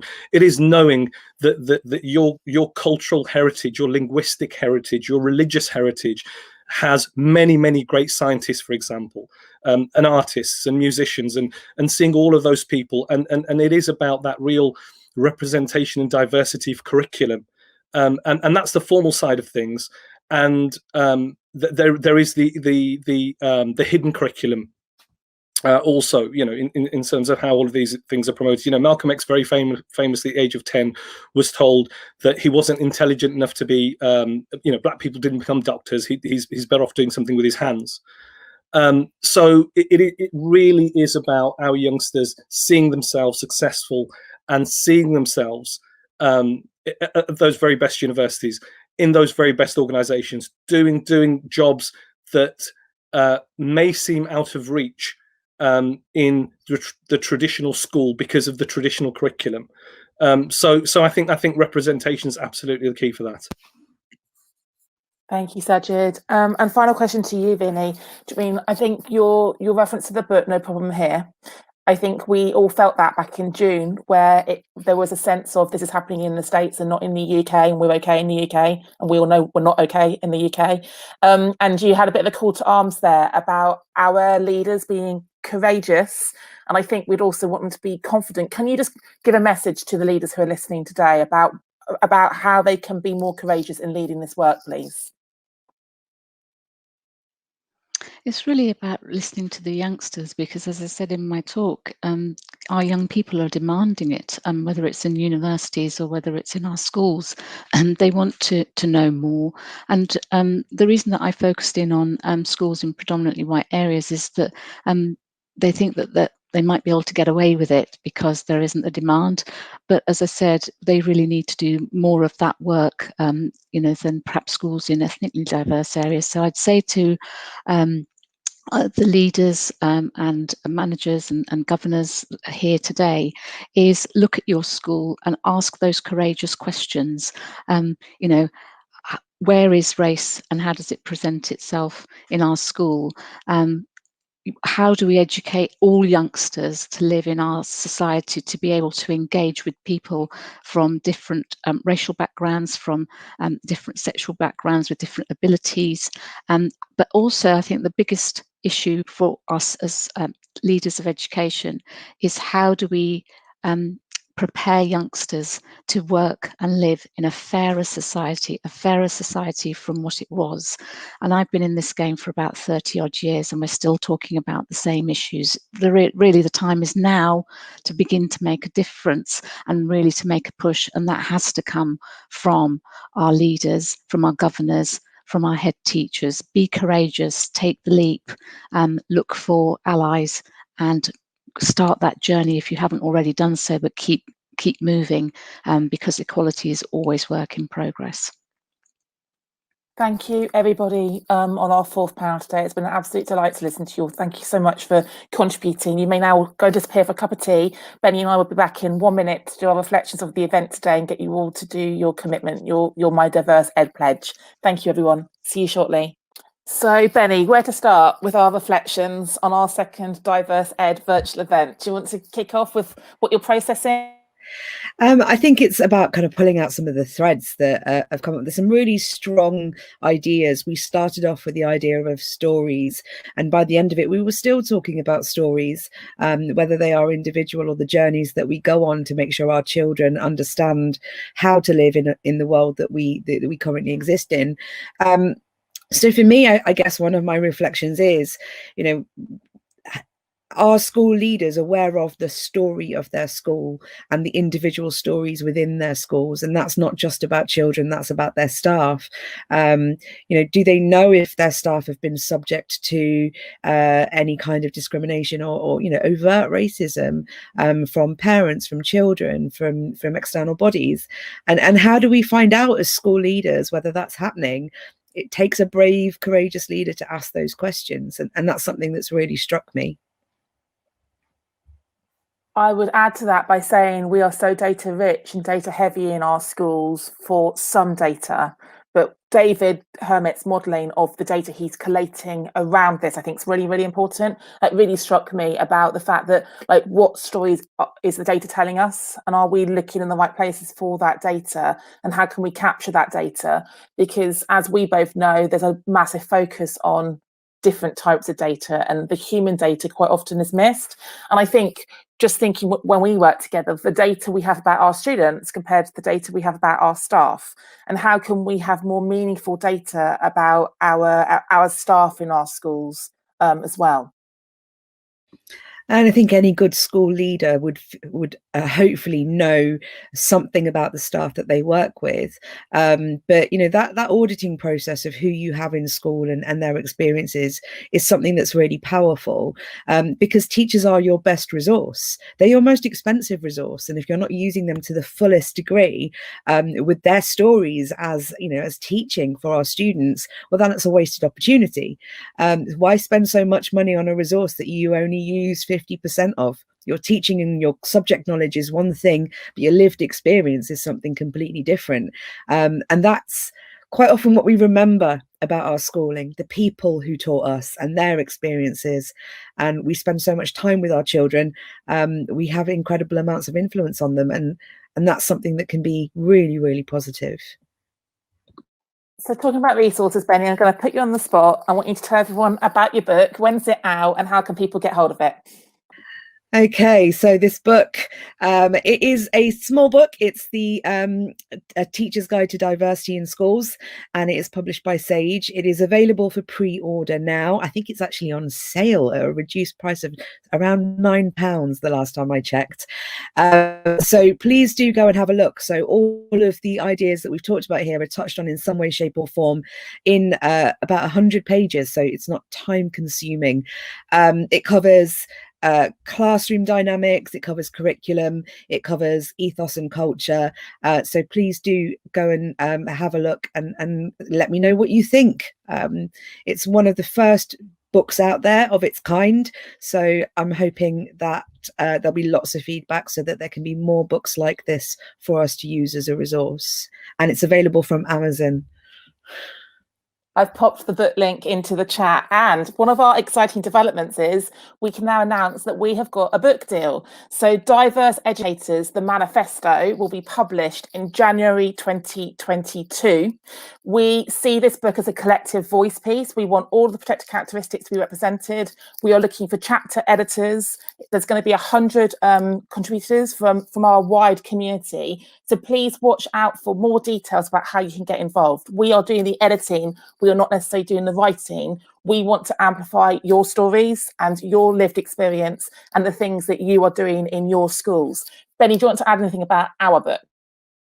Apart from the fact that I'm ridiculously excited about it, I don't think there's any other book out there like it. So, you know, we're looking at all of the protected characteristics, and yeah, getting that human data in some sort of book form so that there is a reference for how to deal with different situations. So there's a reference for the research, there's a reference for your networks, and yeah, really incredibly excited about reading the contributions and getting them into that space. And it's only taken us 5 years, Benny. We've been mates for 5 years. We talked about doing a book together 5 years ago, so we're finally making it happen. Before we move to pledges, a question that's come up a few times in the comments just now. People working in schools who care about this work, but the people around them don't seemingly care. How can we engage the staff members who don't see EDI, DEI, whatever acronym you want to use, as work that we all need to do? Like, do you want to reflect on that first? So it is incredibly difficult because, you know, inevitably some of the work will fall on those people with protected characteristics, because we care passionately about what's happening. But allyship is increasing. So more and more my network of contacts is saying, how can I help? And that's a sense of momentum that's built in the last few months and something we really need to capitalize on. So don't feel like you have to do it all yourself. You might be at the forefront of it, but you do have a veritable army of people ready to support you, who believe in what you're saying, who believe in your ethos and your culture, who will step up and take part. And that sometimes means asking for help. And it sometimes means saying, actually, you know, I'm a little bit tired, and can you take over for me? There are times when, you know, certainly, you know, I'll be free to talk about this with Hannah. Times I've said to Hannah, you know, I'm talking about diversity, and it feels like I'm banging my head against a brick wall. And Hannah has stepped in, and she has been the ally that I've needed to be able to carry that momentum forward. So reaching out is incredibly important. Joining those networks, find the networks. There are so many organizations working. The Diverse Ed website will connect you. There's so many resources and links to organizations doing the work, so you don't have to feel like you're on your own. And just two things to add to that. So I think one of the things that's really resonated with me today is the child's voice in this work. I think Lisa sharing those quotes, when Penny talks about Thomas, we both taught Thomas, it always makes me want to cry when I hear Thomas's voice and his quotation. For me, I think that there's some power in educators leveraging the voice of the children. So one of the assemblies that Benny and I had the privilege to be in was when our Year 7 Student Council did an assembly about equality, and actually at the start of the assembly said, no, it's not equality, it's equity, and getting 12-year-olds to teach a whole school about these values. So I think if you've got people who aren't listening and can't see it, how can you leverage the child's stories in your school and their voice, so then it can't be denied, would be my tip. So thinking about pledges, and sort of like, we're very, very keen that our events are not passive. It's great you've all been here today. How can we make an active commitment? Going back to what Lily said, let's not be bystanders, let's be upstanders. And how can we commit to moving forwards? I've just popped a link into the chat from the hashtag from the last event. So back in June, if you joined us, you did a hashtag #MyDiverseEdPledge. I would like you to revisit the pledge you made back in June. We're 4 or 5 months forward now, and just see how far you've come with that. But if you weren't part of that event, I'd like you to think about what pledge can you make right now about what you'll do differently on Monday, after half term in January, so that we can collectively all keep the momentum going. Benny, any thoughts about what your pledge might be? I think the first pledge is very much about the curriculum. I'm working extensively on resources and networks that allow curriculum discussions to take place. So I'm really thinking about connecting a group of people who have expertise in subject areas. I've already started that process, but my pledge is very much about making that a platform that is useful to the wider teaching community, using subject expertise. And I'm an English teacher. I don't know about all subjects, so that will be something that I feel will be useful to our community. Thank you, Benny. And my ongoing pledges around inclusive allyship. So just some things that I've done and committed to in the last few months. So if you are somebody who gets asked to speak at a lot of events, how can you share your mic with other people? I've now shared my mic 4 or 5 times with people from my network. Are you aware that your black and brown counterparts have less followers than you on Twitter? There was a brilliant campaign, Share My Mic, back in June, where white women of notoriety in the States shared their platforms with their black and brown sisters. So how can we even out the opportunity to be heard and to be seen at events? And I think the second part of that, Dr. Tim O'Brien tweeted this morning about being asked to speak at another event with an all-white male lineup. Yamina spoke about manels. We have manels, we have wannels, we have fannels. Okay, so these events that are either all male or all white female, please can we vote with our feet, and please can we use our mouths? We need to challenge it when we're asked to speak at these events, but we also need to choose not to go to these events if there's not diverse representation speaking at these events.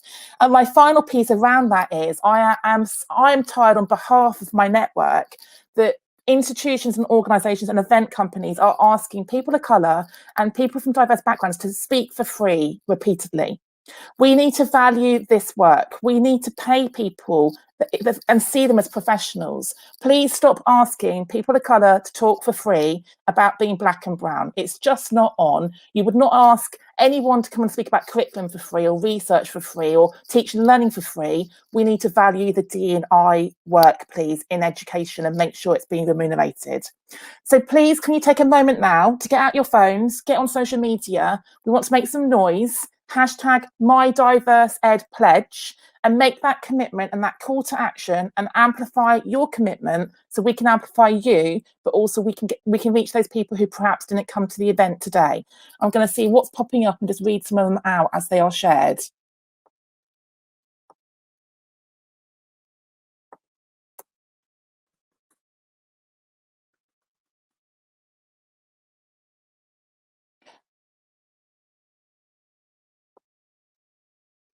Just waiting for them to come through.